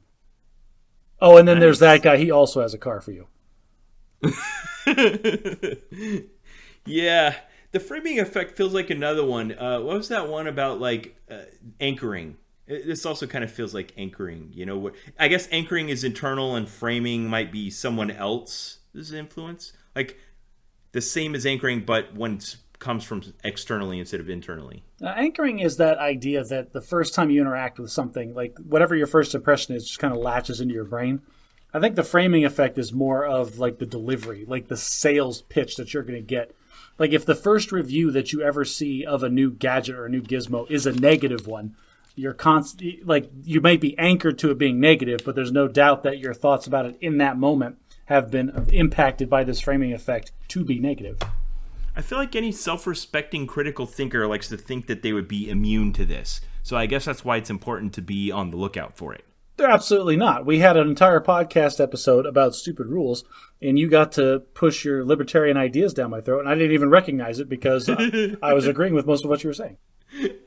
I don't think I understand what exactly you're saying by that. Like, never mind, we take it all back. All those stupid rules are fine. Josh is not against rules. No, that's the problem, you see, because you framed it in such a way as that, like, how could I possibly disagree with these rules being stupid? But it all feeds into that same kind of, like, now you've got that in my head, buddy. That framing effect worked great. Now you've got that little, like, yeah, that's a stupid rule. And then all you got to do is push that fence a little bit more. And what about this rule over here? That rule seems kind of stupid. Like, you know what? You're right. That is kind of stupid. And move that fence just a little bit, and then just a little bit, and then just a little bit. And next thing you know, I'm voting libertarian. and the slippery slope effect while we're at it. All right, listeners, if you want to be a good critical thinker, you need to be aware of the framing effect. For Bad at English this week, I want to talk about a vocabulary word that I heard my children bring home from school. So my kids went to British schools, and they came home, and they had been in Europe for so long that there were some words that were common staples among American school kids that they didn't pick up because they were too young, and then they picked them up as British school kids and didn't realize that they'd learned a different word than they would have learned were they in America. And in this case, it's the word for skipping school. What are some words that Americans use for skipping school, Josh? Let's see. If you're an adult, you say they went truant. Truant? Truancy. Ditching. That's what I called it here growing up in Arizona. We just always ditch class or ditch school. Let's see. That's all I can think of off the top of my head. You could say skipping or cutting class. Oh, yeah, cutting class. Yeah, that's one. Another one that feels kind of dated is playing hooky. Playing hooky? Okay, Ben, you're talking to a guy that obeyed all the rules when he was in school, and I never ditched class even on senior skip day. Wow. And you were that guy? I was that guy. And then also, I went to a military academy where it was you were punished if you missed class. So then you missed it on purpose. I couldn't miss class on purpose, intentionally. Like you were not allowed. Keep saying that, but you're also the guy that didn't do your marching back and forth in the quad that you got assigned at summer camp. Oh, because that was enforced by other students. They can't do that. That says something about your internal hierarchy for rules, but I'll dissect that later. That says something about you. Okay, so when I started looking into this, and I'll tell you the British word that they use in a second, I realized that because this is highly colloquial, it tends to be very prone to slang. It comes from kids who are doing something against the rules, so they're not going to follow the rules of language about it. Oh, okay. So you can't just assign it a proper English word. The word is truant, and everyone that skips school will use this word that we're teaching in school. Obviously, those two goals are at odds to each other. So the word that the kids in England use is skive. Skive? To avoid work or school by staying away. And the grown-ups use it too, or leaving without permission. They say that I was skiving class, or he's not here today, he's skiving. Or he was off on a skive. Okay. I mean, that sounds like a made-up word, but all words are made up, so... Well, I don't know how we didn't get that word, because some other former British colonies did inherit the word skive. In South Africa and India, they use the word bunking, which is cool. I like that one. In Jamaica, they say sculling. In Scotland, they say he's dogging it today. I don't think that's a Scottish accent. Oh, he's dogging it today. Dogging it today. There you go. And in Ireland, they say he's on the knock. Also not an Irish accent, but we're not going to. Yeah. I'm not even going to try that one. And in Utah, for some reason, they say slough in that foreign country. Utah is slough class. Oh, we're going to slough class. Okay, yeah, they just make up weird words. Maybe it's just code words, so the teachers aren't hip to it. It's we're all gonna slough class. Yeah. It's so what the is bad this? English word for today is skive. What is this sloughing you're talking about? Oh, that means we're going to pay super close attention and participate. Oh, well, it's about time. Now, Josh, I've been ignoring Board Game Survivor lately, and I don't have any new board games that went through the gauntlet this week because we were busy doing other things. So I want to talk for just a second here on the Bad at Magic podcast about Magic. Why don't you go first? Want I go first? Well, so they opened up Vintage Cube again this week, which I happen to love, but I have not played a single game of it. What's wrong with you? It's the Vintage Cube. Get on the bandwagon. How many would you say you played? Not nearly enough, dude. It's the middle of tax season. I'm working 48-hour weeks, 6 days. I'm toast. I barely have time, but I still squeeze in games of Vintage Cube whenever humanly possible. It is good fun. It is. So I'd mentioned before on the podcast that my local game store had been kind of working up to sponsoring a major minor event that they were hoping to draw in, people from all of the surrounding area and hold a modern tournament at the local convention center. So that was this last Saturday. It's in the constructed format of Modern Magic, which goes all the way back to like 2007 or something like that. All the cards from then till present, with a few banned cards that aren't permitted. You can build pretty much any deck you wanted. And this format is known for its diversity. So I took my 20-year-old son and we went to this tournament, and we were playing because of the number of players, which happened to be 129 at this event, which isn't a terrible lot, but it is a lot. It's enough. It's more than like what your local game store is going to drum up on a normal weekend.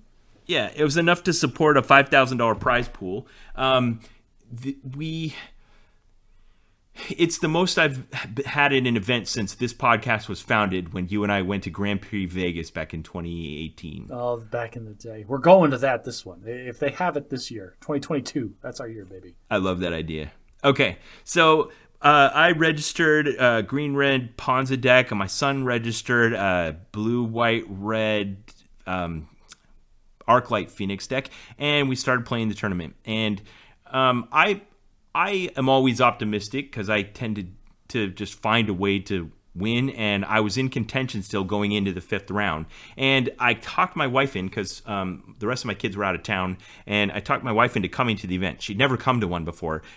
And my son said it was really weird to have my wife show up at this because those were two Venn diagram circles in his life that had never intersected before. You don't have a mom when you're at Friday Night Magic or when you're at right. tournaments. It's like running into your school teacher at the grocery store. You're like, what? Why do you exist outside of school? Yeah. So, but luckily she came and brought us lunch because they didn't give us a lunch round. So we recharged in the 5th round, and my son used that to make his way into the top 8, and he ended up finishing in 7th place and got $475. That is outstanding. Congratulations to your son. Yeah, good job, Jarus. Now, I was eliminated in the 6th round. It was a close match. I feel like I just kind of lost on the coin flip at the beginning to decide who goes first because it was a burn deck, and it just came down to each of our very last draws. Like it was really tight and really close. Almost won it. I would have been in as well.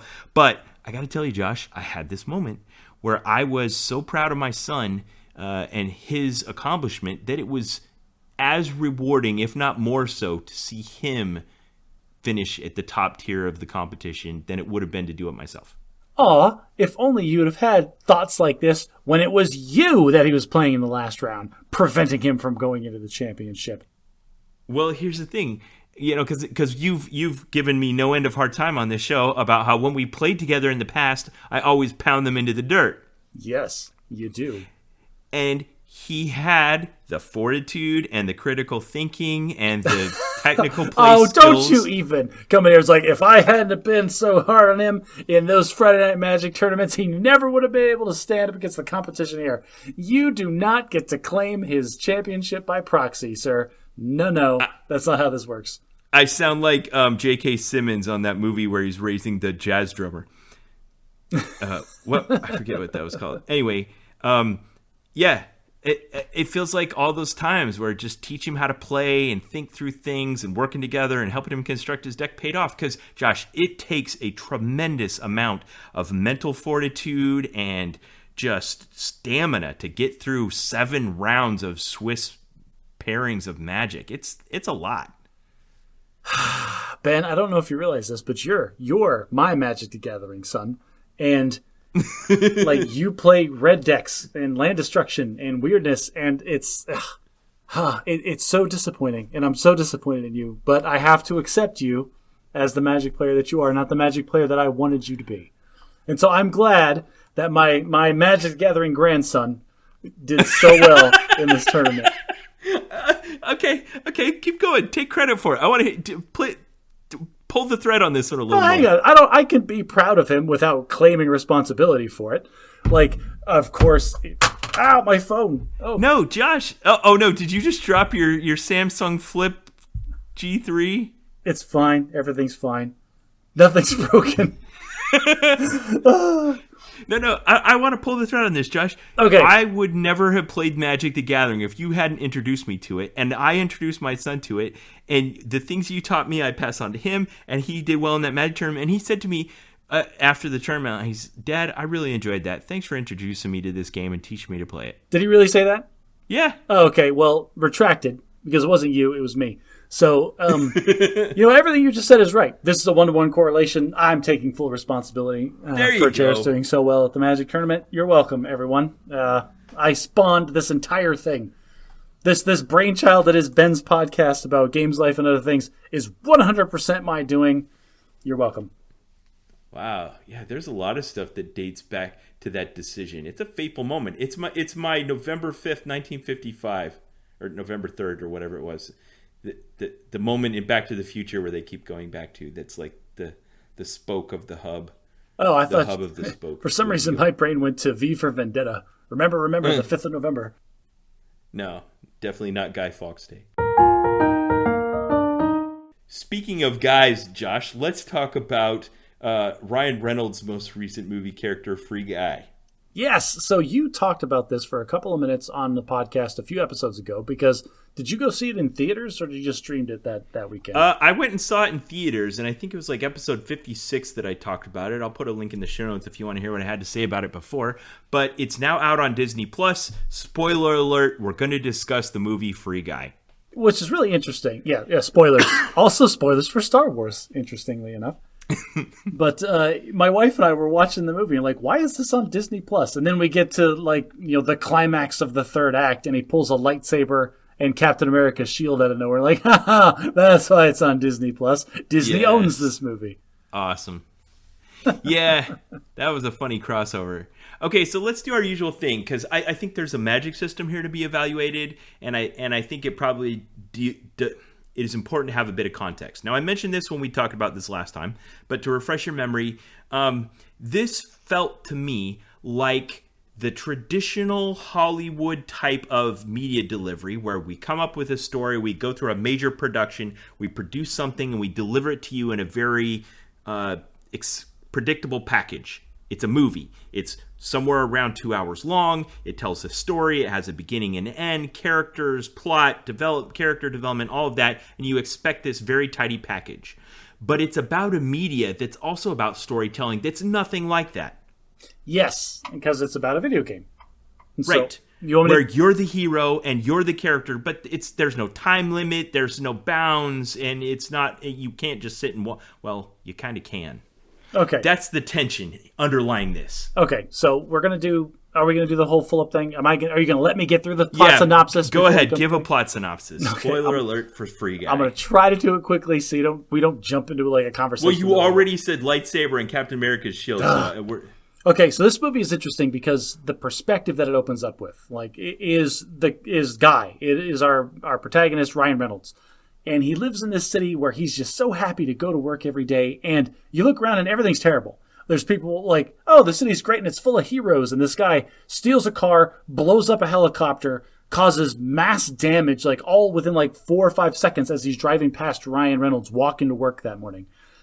And it's very quickly evident that this is taking place in a video game that is essentially Grand Theft Auto. Right. Like Ryan Reynolds is a non-player character in a video game, and all the players are there just to live out all of the terrible fantasies that you do when you're playing Grand Theft Auto. Okay, Josh, for the benefit of maybe your mom, but definitely my mom, what is the conceit of Grand Theft Auto? So Grand Theft Auto, you play as a number of different protagonists, but they're all criminals. Like, you are committing crimes. It's an open world sandbox, so you can run around, steal any car that you see. Like, you literally just walk up, press one button, and your character opens the door, punches the driver, throws them onto the street, and then you jump in the car, and now you're driving it. The conceit is that they have random plot hooks that keep the story going, but like, oh, I am planning a heist of a jewelry store, or I am trying to go kidnap this guy's wife so I can blackmail him into whatever. Like, it's just random crime plot lines from start to finish. Everything from I just want to make money and doing petty criminal stuff to large criminal organization, like mafia type things. Now, at some points in the past, this game has been a bit of a lightning rod for criticism of people who think that video games are a bad influence on children. Yes, but I don't want to talk about that because that's quantifiably and demonstrably not true. Do what actually correlates with violent behavior, Ben? The gun laws of the country of people that are in. Yeah, you're right. I don't want to get into this either. So this idea that there's a video game where real humans can interact online with non-player characters and other humans and go into a world where they can commit crime and basically have no consequences in their actual life. And someone said, wouldn't it be interesting if we made a movie about this video game from the NPC's perspective? From the non-player character's perspective, the little denizens of this world that we're committing these crimes in. That's right. And so Ryan Reynolds works in a bank that gets robbed every 15 or so minutes because it's one of the missions in the game. People, like the players come in and they rob the bank. And like it's to the point where there's a total routine where everybody gets on the floor and he's actually doing that like girl at a slumber party pose where he's got his chin on his hands. He's talking to his best friend Buddy, and he's got just dropped his gun belt. Yeah, he's the security guard. He's got his feet up in the air and they're just gossiping and chatting about their day and how things are going. And they're just super chipper and happy about it. And this is just what they do all day, every day. And Ryan Reynolds is constantly talking about while he's there with his friend Buddy about how he's like just somewhat dissatisfied. There's like these little like rough edge, like, did you ever think there was something more to the world? And Buddy's like, no, what are you talking about? And then this is what we do. This is what we do. And it's what he does every day. And then one day Ryan Reynolds sees one player character in particular, and it causes him to deviate from his normal habit pattern. This player character, like for the benefit of the viewer, is walking past the NPCs and saying the NPC's line in sync with the NPC that is saying it, because this person has spent so much time in the game they've memorized all of it. Right. And it's a very elegant way to show us this person is very familiar with the game. Yes. She knows what everyone's going to say before they say it. And she's walking past Guy, and as she's walking past him, she says the line that he has been saying this whole movie: don't just have a good day, have a great day. And she's saying that, and then Ryan Reynolds turns and says, oh, hey, I love that song you're listening to, because he could overhear it on her headphones or whatever. And, like, it's just this... She was humming Fantasy by Mariah Carey. Oh, so there you go. Mr. Mariah Carey, of course you knew it. It also is kind of the theme song of the movie, because it's about a fantasy. That's what this is. Yes, okay. So that is the point at which Guy deviates from his normal pattern, and then from that point forward, he starts asking little questions. And it's clear that he's not supposed to, because it's starting to throw monkey wrenches and things, but whatever, it doesn't matter. Eventually, he like works up the courage. She's like, that was weird. Yeah, he works up the courage to talk to this player character, and then she assumes that he's another player, and she tells him, well, you've got to level up because you're terrible or whatever. And he ends up, that's what it was. He wanted to go talk to her, and Buddy says, like, we don't talk to the sunglasses people, because everybody in the game that is a player is wearing sunglasses. Let's talk about that mechanism, because I think that was an elegant way to show something that otherwise isn't obvious. And that is, in a game like that, if you just run around, everyone held still for a minute, you wouldn't be able to tell which ones were players and which ones were non-player characters. So for the purposes of the game, that everyone that was a non-player or player, a human that was in this virtual world, wear sunglasses, and they called them the sunglass people. Right. But it's not like that in those games for real. No, not at all. But it was when Ryan Reynolds like accidentally almost steals sunglasses from one of the players and puts them on, he gets what the player augmented reality view of the world. Yes, the heads-up display that a person playing a video game would have. Like, he sees his health stats, he sees his inventory bar, all the things that you would need to actually play the game. You see missions and money and health packs, which I thought was fun. They spent way too much time on the health pack. Like, we get it. He's in a video game. We knew that from the trailers. Please move on. But yeah, he got punched in the face or something, and his nose was broken. He was bleeding a little bit, but then he touched the health pack, and then he went like he was perfect. And he's like, I feel great. And like, you get the idea and the understanding. Oh, he's in a video game.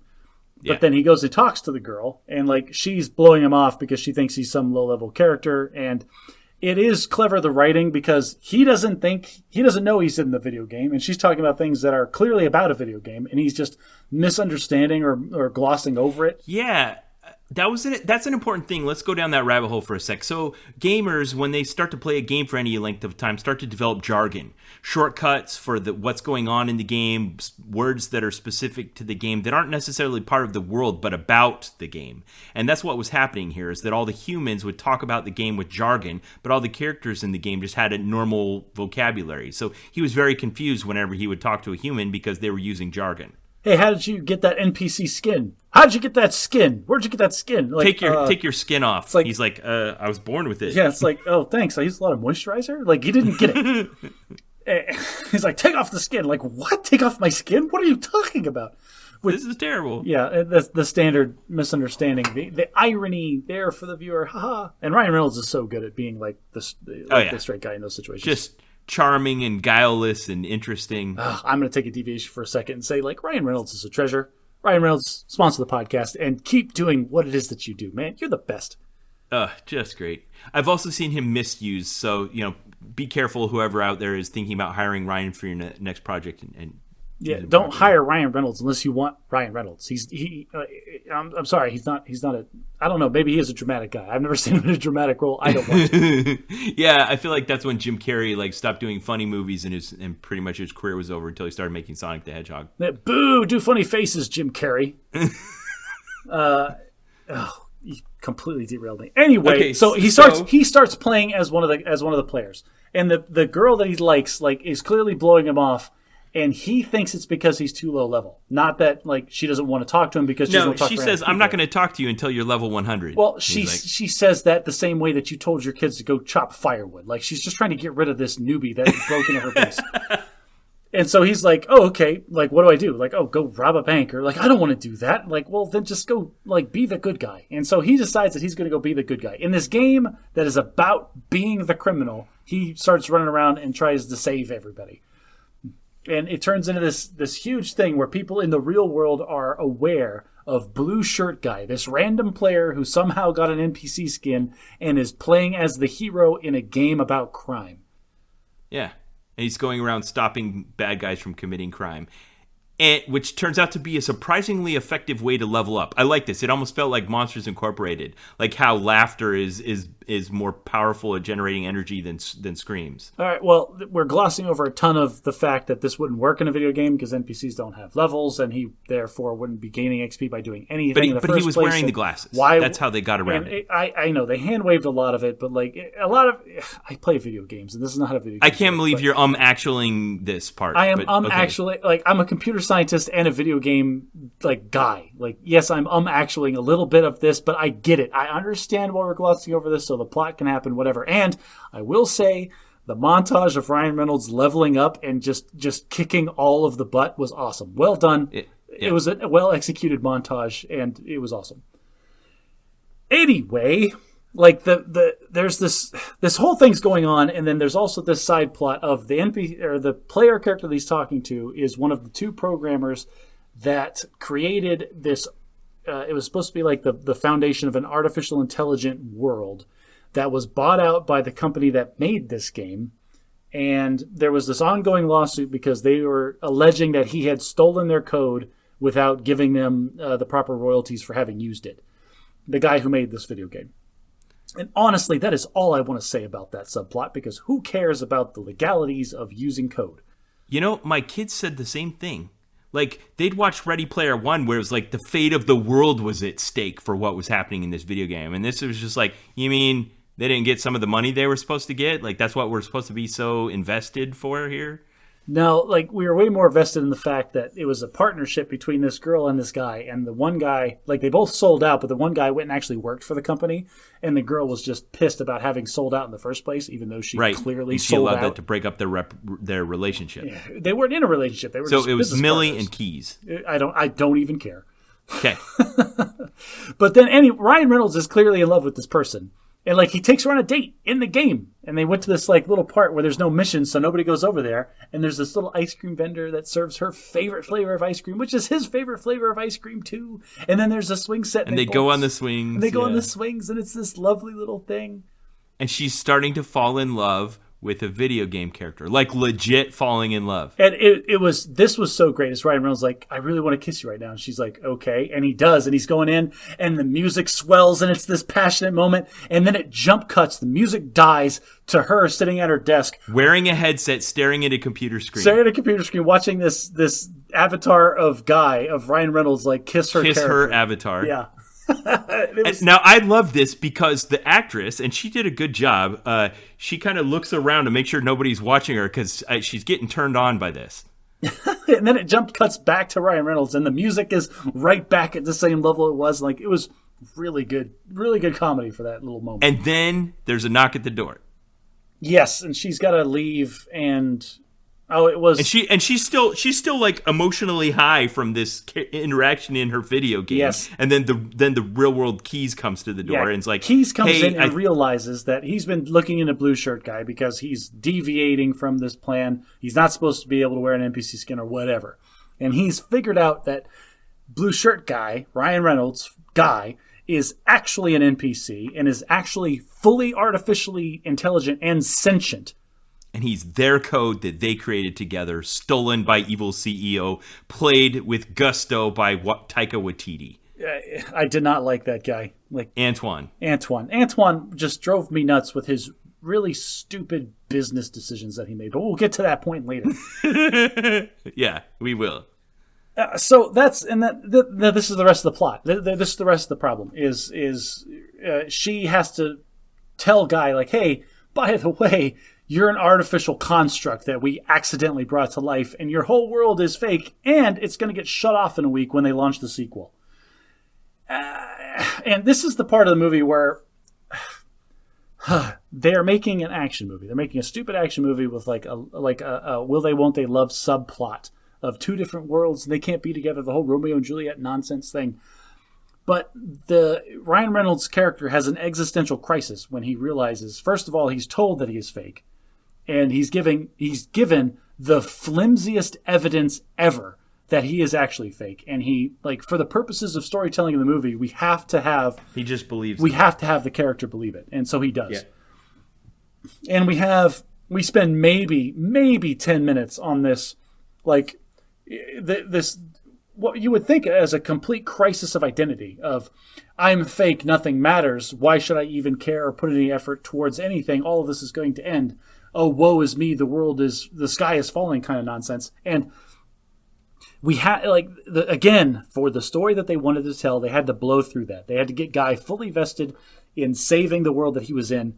But this is the part of the movie that I want to see another movie. I want to see a Snyder cut of Free Guy, where the movie takes a left turn and the rest of it is like a 3-hour philosophical dive into the existential crisis of a fully sentient artificial being coming to term with the fact that he is controlled completely by an external force that he has no control over.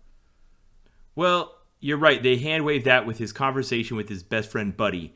Where Buddy's like, well, so what if it's all fake? Let's just enjoy our lives. And that gets him through the rest of the stages of grief, and he moves on. It was a good little conversation. It's like, it was. Even if we are fake, this moment that we're having right here, a friend trying to help out his best friend through a tough time, that's a real moment.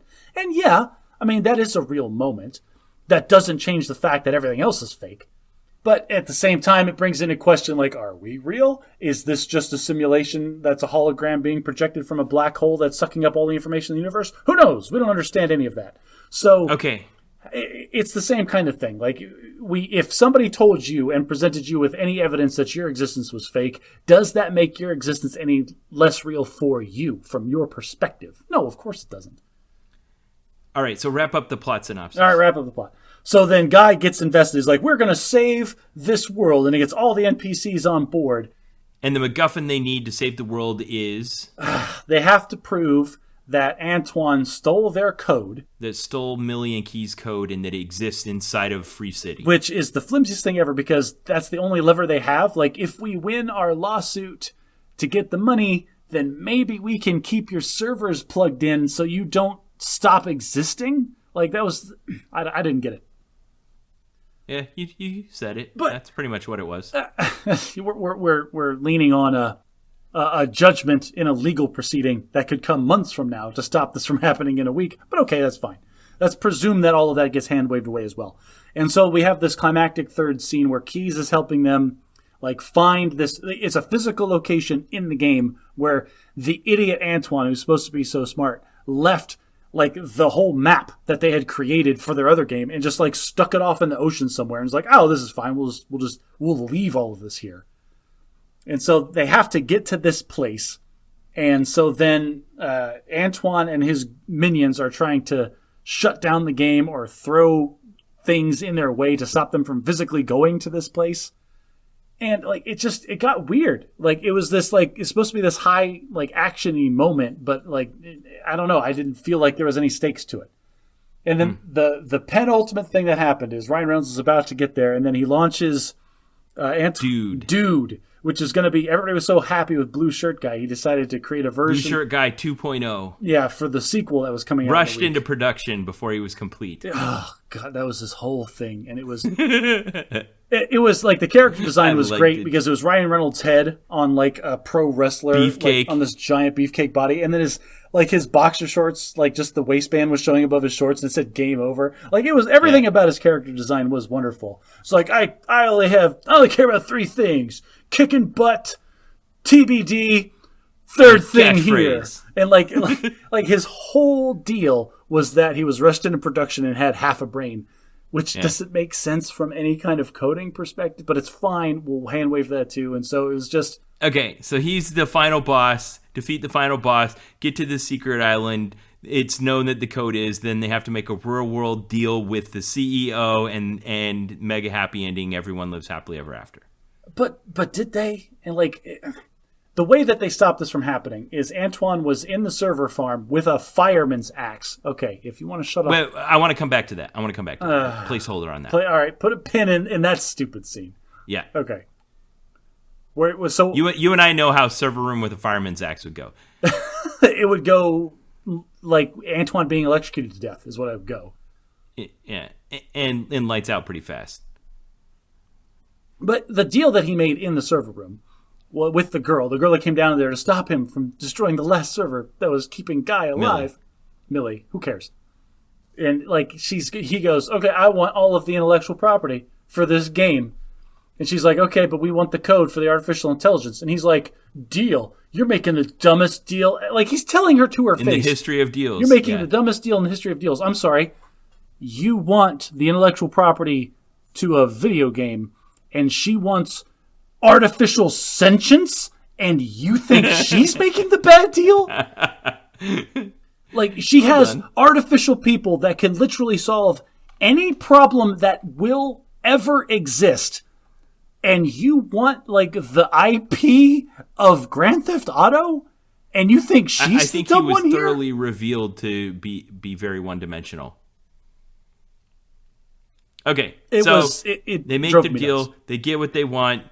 Boy gets the girl. AI gets to go on living in the new, more peaceful place, and everyone lives happily ever after, right? But Boy didn't get the girl. Boy, like Ryan Reynolds. Yes, he did. Hang on, Ryan Reynolds had to like hand the boy the girl. Okay, you missed the bus on this one, Josh. No, the AI that existed reflected his creator, and the reason the AI loved the girl is because the human in the real world that made him loved the girl. I did not, and that's the boy that got the girl. I did not miss that. I didn't miss it at all.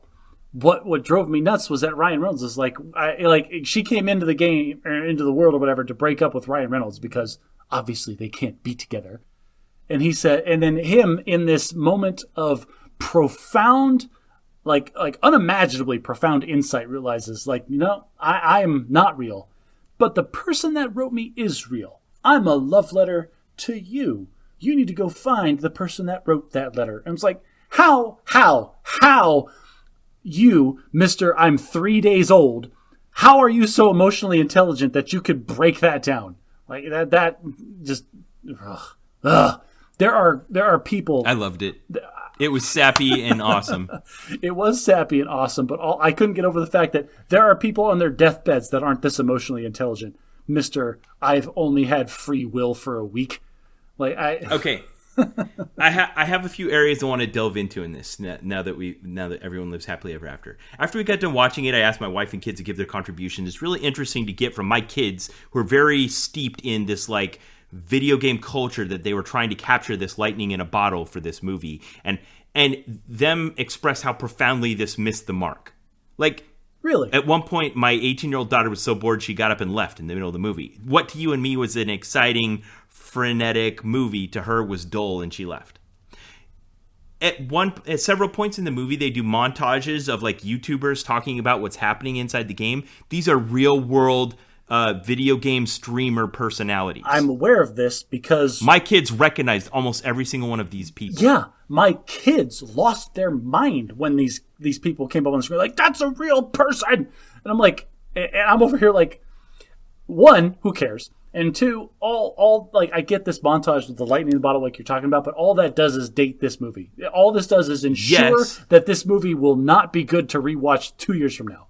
I understand that, but that's the point I'm making, is that Hollywood is sitting around trying to say, how do we stay relevant if all of the future viewers of our products that we produce are looking at this instead? They're watching streamers play video games on the internet instead of watching movies. Let's make a movie about what they like to watch. Okay. And it's kind of missing the point of what's happening. They're not understanding the transformation in consumption of media, where the viewer is the star, or a popular streamer is a proxy for the star. They don't want Ryan Reynolds. They want schmuck in his mom's basement. And I love that scene where Channing Tatum, one of the sexiest guys on earth, is playing some loser in his mom's basement who's like, honey, you're living in my house. There is no God. When the mom... Oh, he was yelling off screen. It's like, leave. Mom, are you serious right now? Yeah. Leave that sock alone. That is my special sock. And my son is laughing because I'm laughing, but I'm locked eyes with my wife like, holy crap. Like, this is not a conversation that, like, my 10-year-old son's like, oh, that's funny. He doesn't want his sock messed with. Yes, it's a very special sock for him, son. Yeah.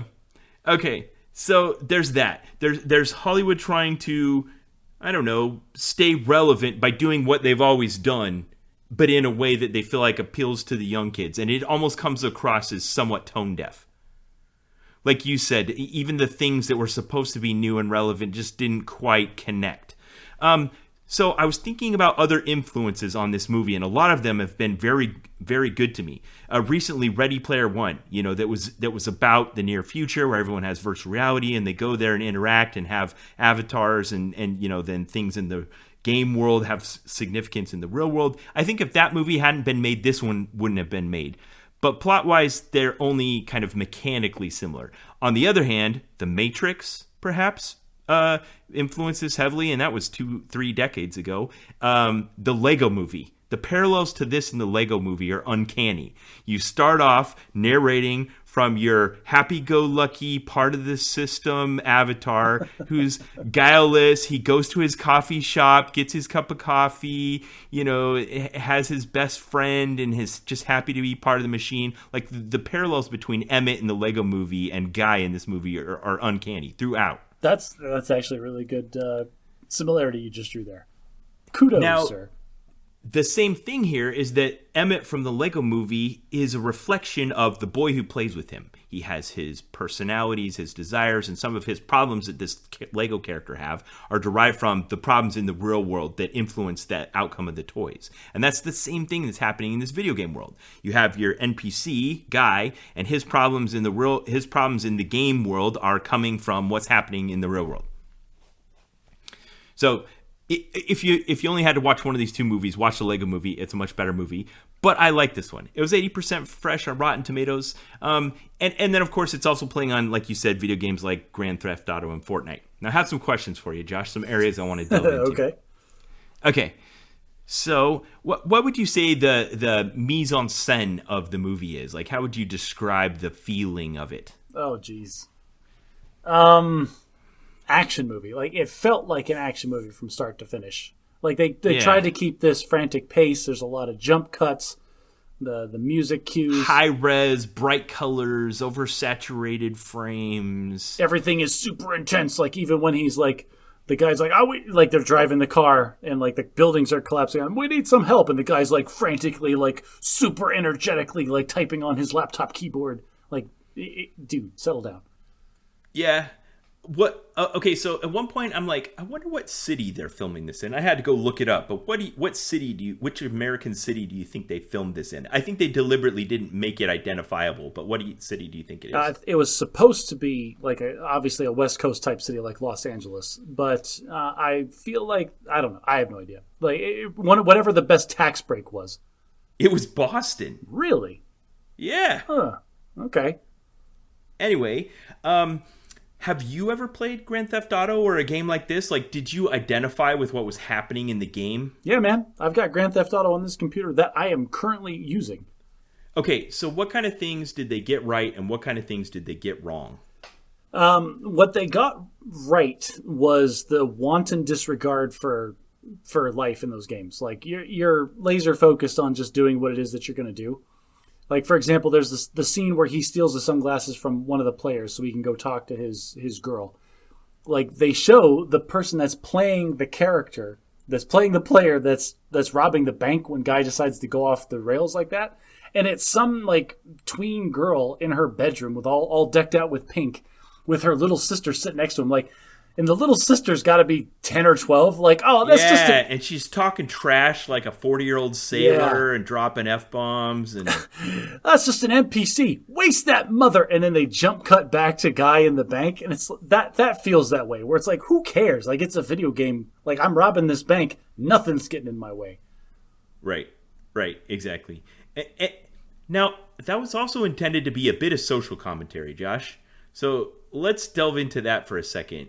I know you kind of said like this was an open shut case, that maybe the controversy that's already passed surrounding like do playing games where like you are wantonly antisocial and viciously violent and engaged in all levels of criminal behavior, and that it has no effect whatsoever on the people that participate in it and use it. But I think it was the intent of the filmmakers to perhaps reopen that debate a little bit.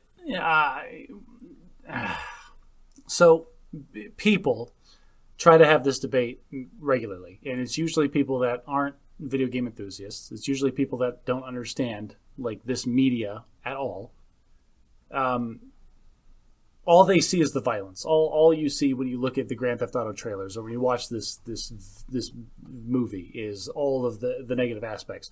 What you don't see is like the emotional attachment that you will make to your character or to the progress that you've made. Like, you get the reason that you get vested in these stories, even though they're about terrible people and terrible things that are happening, is because you're vested in the character and the things. Like, you feel like it's you. It's like, yeah, I'm being like this mission specifically is to rob this jewelry store. But man, I put a lot of work into this. Like, I went and found like the best getaway driver that I could get. I had to go track down like specific getaway vehicles and stash them in specific locations. Like, there was stuff that I had to do to invest into this thing that I am doing. And when I'm done, that is a real sense of accomplishment that I get from this fake thing that I spent all this time doing. Yeah. So they have like news segments and a few other things where you hear people throw away lines like, they say over 1 billion non-player characters are killed every year. Almost like you're stepping on ants, you know, just like it's meaningless. And yet they do those cutaways to little girls in the bedroom that are just talking about violence like it's casual and ineffectual. Then, like you mentioned earlier, Guy comes into Millie's loot lair and she tells him, "Oh, I'll talk to you when you're level 100. All you got to do is just go out and play the game." She's so desensitized to it, she doesn't think of it as real violence anymore. She can quote everyone's lines. And he goes, "Oh, I'd never hurt an innocent person." And she goes, "Well, that's refreshing." Here's the thing, Ben. So, are you confrontational in real life? It's circumstantial. Right, but it would take a lot for you to physically confront another human being in the real world. To get violent, like I mentioned in the drive-thru last night, they tried to make me go away like I hadn't paid for my food and I wasn't going anywhere. Now, wouldn't it be refreshing to have a situation where you could kick open the doors, Spartan style, of a fast food restaurant and just go to town with a baseball bat on all of the property and people that were in that place that had defied you? Like, this is something that you clearly would never, ever even contemplate doing as a real life human being, because you can barely like drum up the courage to like speak out to somebody that like pulling forward. Hey, can you please pull forward in the drive-thru? That is a confrontational situation that most people don't even want to deal with. But this video, and you've decided you're willing to be confrontational in that situation, which blows people's minds. People that listen to this podcast, their minds are blown when I'm so confrontational that I say no to a politely asked question. Then, so when we're talking about a video game that has no consequences, why would me going and gunning down people in a fast food restaurant in a video game translate 1-to-1 to violence that's going to occur in the real world when I can't? Okay. You see what I'm saying? Here's yes, I do, and here's an interesting thought, because the thing about that game was when everyone turns off the game for the night and sleeps and comes back the next day, it's all reset. The bank has money in it again. Everyone's back to where they started. Guy's getting his morning coffee. The police officer's sitting there, Officer Buckle or whatever his name was, and everything goes back to the way it was before. Yeah, that feels like the most unreal. There's no consequences whatsoever. That's the catharsis. That's the reason people play these games. It feels. My friend and I, when we were in college, we used to have this game we would play in Grand Theft Auto, where who can rack up to be the 5 stars most wanted the fastest? Who could commit such atrocities in the shortest amount of time that the government would send military attack helicopters to take him out? And it was... What was your record? It was like 2 minutes and 30 seconds. Now, Josh, let's say that for whatever reason, the apocalypse actually hits. You find yourself on the streets of Los Angeles, and you're like, you know, what I really need to do is get a getaway car and stash it in that garage over there. And then, like, you'd be like, wait a minute, I know what to do in this situation. There are so many assumptions that have to happen. Like, abandon all hope, ye who enter. Like, forget it. It's World War III. Let's just go Grand Theft Auto up in this joint. No, because there's still going to be government authority. There's still going to be... Because here's the other thing. The no consequences is super important, because you get shot in a video game, your character walks out of a hospital with a little less money, like 2 blocks away, 30 seconds later. That's your punishment, is you're slightly inconvenienced. So I loved that the fact that Guy decided the way he was going to level up was by being a good guy in a game where everyone just assumed that you needed to come in and be a bad guy. It was like I said, like Mike Wazowski finding out that laughs are more powerful than screams.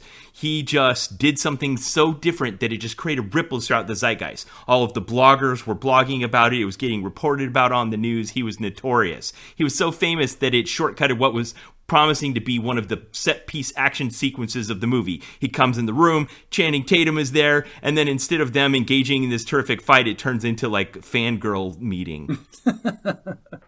Well, we had already had the big fight in that Yes. specific location earlier anyway. Yeah, so. but we were geared up for another one. They subverted our expectations in that instance. I did like Channing Tatum's cameo in this movie.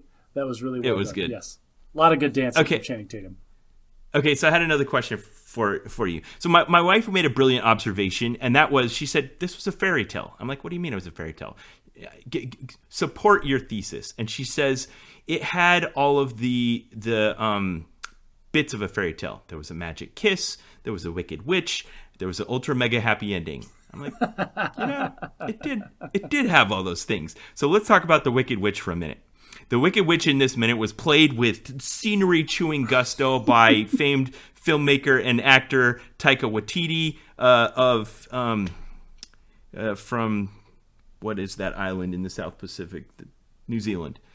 Have you ever known someone in your life that's like that character, the evil CEO? I promised we would talk about this later. It was utterly shiftless.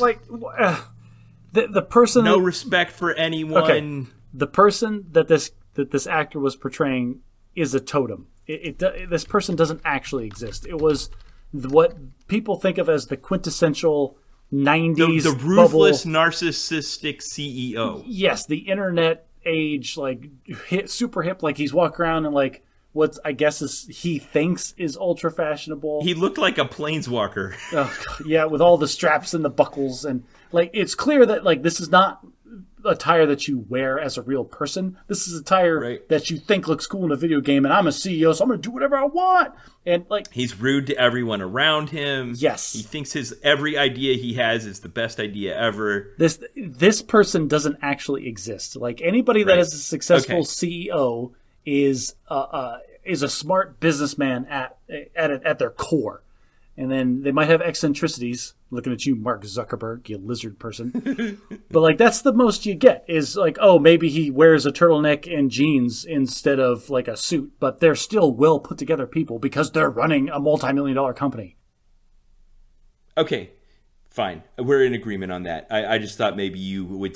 I there was an outside chance that you might say that you actually known someone like this. So I figured I'd give you. I know people like that, but those people don't become CEOs of multi-million-dollar corporations because their life is in shambles.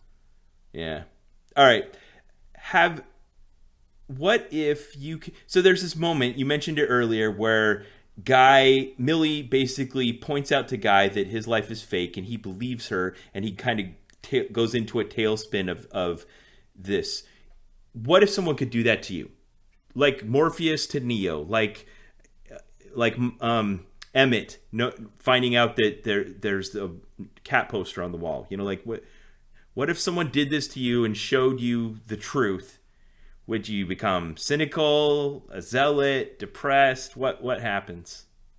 Liberated? Well, liberated. Well, no, nothing would change. Like, nothing can change, like, by definition. Like, just because the circumstances of my existence are not what I assume them to be, doesn't change anything about the existence that I have experienced up to this point. I think it does, by definition. What? How? Why? How? In what way does the knowledge of my being, like, let's say we are living in a simulation. All right. I'm going to present to you what I believe as if it were a hypothetical. Okay. Let's say that inside of you is an eternal spirit that is a son of an immortal deity, and you are a prince, and therefore someday you will become heir to all that he has. Let's say you found that out and you didn't know that before, and you know beyond a shadow of a doubt now that that's true. I know beyond the shadow of a doubt that I'm trying to take your words literally, that there is some grand inheritance waiting for me at the end of my current existence. And I have to assume that this is, I know this for truth. That doesn't change your perspective. That doesn't change what you're doing at all. I'm finding it really difficult to swallow this in the first place. Like, how I'm trying to simulate what my brain would think if I somehow accept that this is 100% truth. Like, I hold out my fist, and one's got a red pill and one's got a blue pill, and you take, I forget which one it is. You take the right one. I honestly, Ben, this is going to sound stupid, but I'm actually more capable of simulating my mind if this was the Matrix than if God existed. Than if God was real? Yeah, that's where I'm at. That's all right. That speaks volumes to me. Okay, then let's shift gears entirely. There was a couple of times in this where, for ridiculous reasons, the whole game goes offline. What you've maybe experienced this. Would you talk about this for a second? What is the real world impact when a major game that lots of people are spending time on interacting with goes offline? Unexpectedly, because these like not planned server maintenance, but like actually like crash or power outage or something like that. So I remember back in the heyday of playing World of Warcraft, there was this major event that was happening. There was this temple in the middle of the desert on the far edge of the map, in the middle of no place, that was always locked off. It was collision barriers. You couldn't go back there. It was just a thing. And then they announced that there was going to be this patch, and they were going to open it, and it was going to be this huge, giant, enormous new thing that was going to happen. But the server, like the population, the players on the server had to meet specific objectives in order to unlock it for their specific server. And it was this huge thing. It took weeks for players on both different factions on opposing sides to generate the resources necessary to do this thing. And when it finally happened, the one guild that got the item necessary to open these gates, they decided they were going to do it at 2 a.m. on like a Wednesday. And they did that deliberately because they knew that the server wasn't capable of handling the population of players in one space at that exact time. But everybody logged on anyway, because this was the biggest thing that had happened up to that point. And there was so many player characters in the same space. And what we didn't realize what happened, when they used the item and opened the gates, all of these giant enemies came pouring out. All these NPC bad guys came pouring out of these gates to attack the players. And it was utter anarchy, because you have... This is literally like Helm's Deep. It was like, because raid bosses, like bosses that take 60 people working in close coordination to take down without getting wiped out instantly, are coming out in like dozens of them are coming out of these gates to come just slaughter the population that dare would open their gate. And not only that, but then like we were on a PvP server, so players of the other... So you were part of this. I was there, and it was glorious and terrible. And like, so you would cast, like, if you cast area of effects, it would hit the enemy NPCs and the other players on the opposite faction from you. And so players are slaughtering each other like almost as collateral damage. And again, the server could not handle the population or the things that were happening. And so I was getting like one frame of action every second and a half. And stuff would like shift around and jump everywhere as the server is trying to take the inputs of what you're describing thematically sounds like it should have been awesome and wonderful, was actually just terrible and frustrating. Yes, it was really awful and really cool at the same time that this like interesting thing is happening. I just wish I'd got to experience it on hardware that could handle it. Yeah. Okay. That's interesting. You know, they kind of did a few shots where they'd establish characters that were unnamed, where you just flash to them and they'd look at their screen and be like, oh, you know, the thing I've been doing for the last 8 hours is now unexpectedly ended. I guess I'll go eat a taco or whatever. Okay. So there was just one or two other things I wanted to talk about, and then we'll kind of wrap it up. What do you feel like the magic system of this film was? Other than, are we talking about just the video game heads up sunglasses nonsense where, like, that's just kind of near future sci-fi. That is a little bit of magic. Well, the fact that Guy was fighting Dude and was getting his butt absolutely handed to him until Buddy, these are terrible names by the way, threw him the sun. Guy, Dude, and Buddy. Yeah, Guy, Dude, and Buddy. And Buddy threw the sunglasses to Guy. And Guy put the sunglasses on, which gave him access to his inventory, and so then he could pull out like the Hulk fist, the lightsaber, and Captain America's shield. Fist. Yes, Chris Evans, by the way, sponsor the podcast. That was a great cameo when Ryan Reynolds pulled out the Captain America shield to block the death blow punch that was saving his life. And he was, and they were supposed to think that Chris Evans is sitting around a cafeteria watching streams of people playing this game. Yeah, it just cut to Chris Evans doing a spit take. Oh, that's bull. And then it cuts back to the action. That was awesome. Yeah.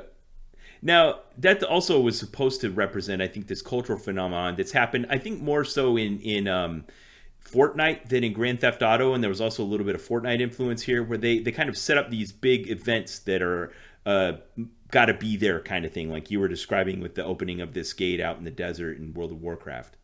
Another kind of magic I think going on here was the assumptions about AI, about its creation, its existence, how it would behave, as well as this kind of pseudo hacking lingo, like perfect in-game effects that just made sense to us as a visual audience based on real-world actions, like someone typing on a keyboard or someone hacking away in a server room with an axe, and then that was making buildings disappear one by one. Yeah, definitely not how computers or servers work, but okay. Thanks, Antoine. Or what would happen to the consciousness of a non-player character in the event that their server was rebooted? You know, all right, so just side note for just a second. Freaking Antoine goes down to the server room where his game is presumably running and grabs a fireman's axe and is like, this is how I'm going to shut the game down. I wanted the other guy that was there with him, the actual programmer that worked on this stuff, I want him to go, well, then why don't you just hit this emergency power off button that's clearly labeled right here on the wall.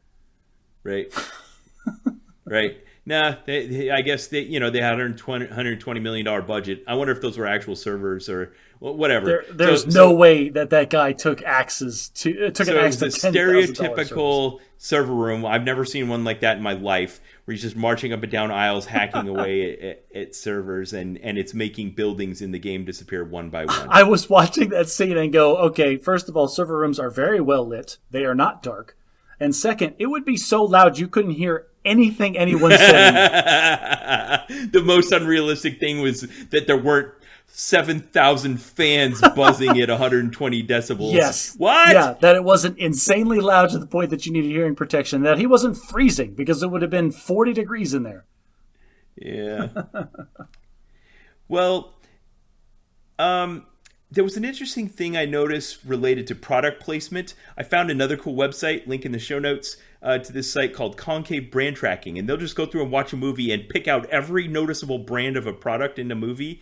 And they tracked 110 different product placements in this movie, 44% of which were a top 10. I'm going to give you the list. I want you to tell me what you think the top 1 or 2 were. Okay.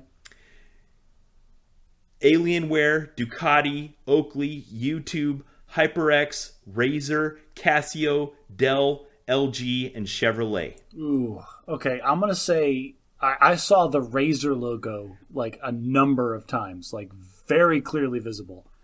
That's definitely up there. So that one stands out in your mind, but talking about pure minutes of actually on screen. Ducati? Like Ducati was number 2. Ooh, Ducati was number 2. He was on the motorcycle for a bit. Was it? Tell me it wasn't Dell. Like just in that server farm, it was. It was Dell. Because Dell also owns the Alienware brand. So they cheated. And they had two brand names in there. We're for business and for gaming. We're Dell. Don't buy Dell. But this company estimates that alone is worth $50 million. So kind of like that joke you always say from 30 Rock about how this movie cost $120 million to make and had $50 million in product placement. Like it made money before it even... It's like, oh man, this is awful. It doesn't matter. It's already made money. So it made $330 million in the box office. Disney's already working on a sequel. That just sounds like a really bad idea to me. Like I don't see how a sequel to this is going to be worthwhile. So while we're talking about product placement for just a second, riddle me this because I've never figured this out. Like you said, there were actual YouTube game streamers that were featured in this movie in a couple of different montage shots. Yep. Who paid who? Did the movie pay them to be in the movie? Or did the streamers pay to be one of the streamers that were featured in a movie? So that's an interesting ecosystem because YouTube as a platform also benefits from this. So did YouTube's parent company, Google, pay the Hollywood production company for the product placement of YouTube, and then the streamers got paid by the movie? Oh my gosh, I can't even... Right, exactly. Like there was a room of lawyers of 3 different factions sitting in a conference room screaming at each other for 3 weeks straight to figure out who was going to get paid for that. Yeah, wow. I can't figure it out. Yeah, there's no clean answer there. Another takeaway for me, and it should be stale by now, and it should be passé and gone, but it never stops being hilarious to me watching famous actors do the floss. Ugh, the floss. I love it. Watching Channing Tatum do the floss in the credits is just cracking me up. The floss needs to go away. People stop doing the floss. Now, I had a few other things, but I'm getting down to in the nitty gritty. Overall, this got an 80% fresh rating on Rotten Tomatoes. I think it was a relatively good outing for this thing I was talking about. Hollywood trying to show that they're still relevant in the age of online streaming of games where you're the hero. But I think it feels like the death knell more, a good outing of a death knell. I don't know. It had a good soundtrack. It had attractive actors that we like to watch. It felt like it touched on a lot of things we care about, but I don't think this is going to become a successful franchise. I don't think people are going to be spending their time on this instead of playing video games. I feel like Ryan Reynolds did a lot of heavy lifting in this one because, I mean, he made this movie. Like, from my perspective. He did. He had great chemistry with Jodie Comer here. I want to give her an honorable mention. Her character as Millie was a revelation, and the two of them were, very sweet, vibrant, funny, endearing. This movie really fell on the two of them. As far as Hollywood trying to capture, it does feel like from the video game perspective, Hollywood might have been trying a little too hard here. That does feel that way. Me being a guy that plays video games and knows computers, it did feel like they were trying a little hard for that perspective. But all in all, this is a good movie. It's not a classic. You're not going to be swirling a glass of wine 10 years from now going, do you know what we should watch again? It's not one of those, but it's I was happy to have watched it. Yeah, it made enough money to greenlight a sequel. I am not optimistic about that at all. Who cares? Again, I said this at the beginning. I really wanted this movie to be completely and entirely different from what it was. But that may just be my obsession with the philosophy of an artificial consciousness. And, I'm not trying to be snooty or highbrow. Maybe I should have just sat back and enjoyed the Ryan Reynolds action movie. Yeah, I think you should watch Truman Show. I feel like that's where... Oh, because I've never seen Truman Show. No. Of course you've seen the Truman Show, but I think Truman Show is the movie you're saying you want. That's exactly what it was, where you have this character that's the center of this world that's swirling around them, where everybody's non-player character, or he's the non-player character and realizes the world's different than what he thought, and then he, tries to break out and find a new existence. I think Truman Show is the movie you're talking about. Lasai. You're right, that is the movie I want. I just want it sci-fi-y. Yeah. I'm sure we'll get another version of that. They come around. It's cyclical. Yeah, somebody will pick up and realize, you know what? We should remake Truman Show, but let's make it with computers. Yeah, well, this one was, you know what? We should remake the Lego Movie, but let's make it with Grand Theft Auto and Fortnite. The Lego Movie was still like just top shelf for the joke. Yes. The jokes per minute in that movie are insane. Yep. All right. Well, I would say this was a soft magic system, and I'll give it a C. I don't even know what the magic system was, but it was just the artificial intelligence. The artificial intelligence and the pseudo hacking. Ugh, the softest of magic systems. And as far as Brandon Sanderson goes, like, unfortunately, like, knowing what I know about computers, I can peer behind the curtain a little bit, which lowers its grade quite a bit, because that's not how computers work. You don't shut them off with axes. That's the least efficient way to stop a server from running. I'll go with a C. All right. Well, if you heard something that we talked about today and you felt like, hey, I want to join in the discussion for that, a lot of our listeners did last time. We had some good discussion pop up on several forums. If you want to see some of the graphics and interesting things we talked about, you can go to our Facebook page or you can go to our subreddit and you can learn more and participate in the conversation. If you like what we do, I've completely frozen. Like, my brain just stopped entirely. If you like this podcast, do something to help us out. We really want you to. Like, we make the same plea every week, and it almost sounds like a memorized script, except for the part that Josh improvises that I love.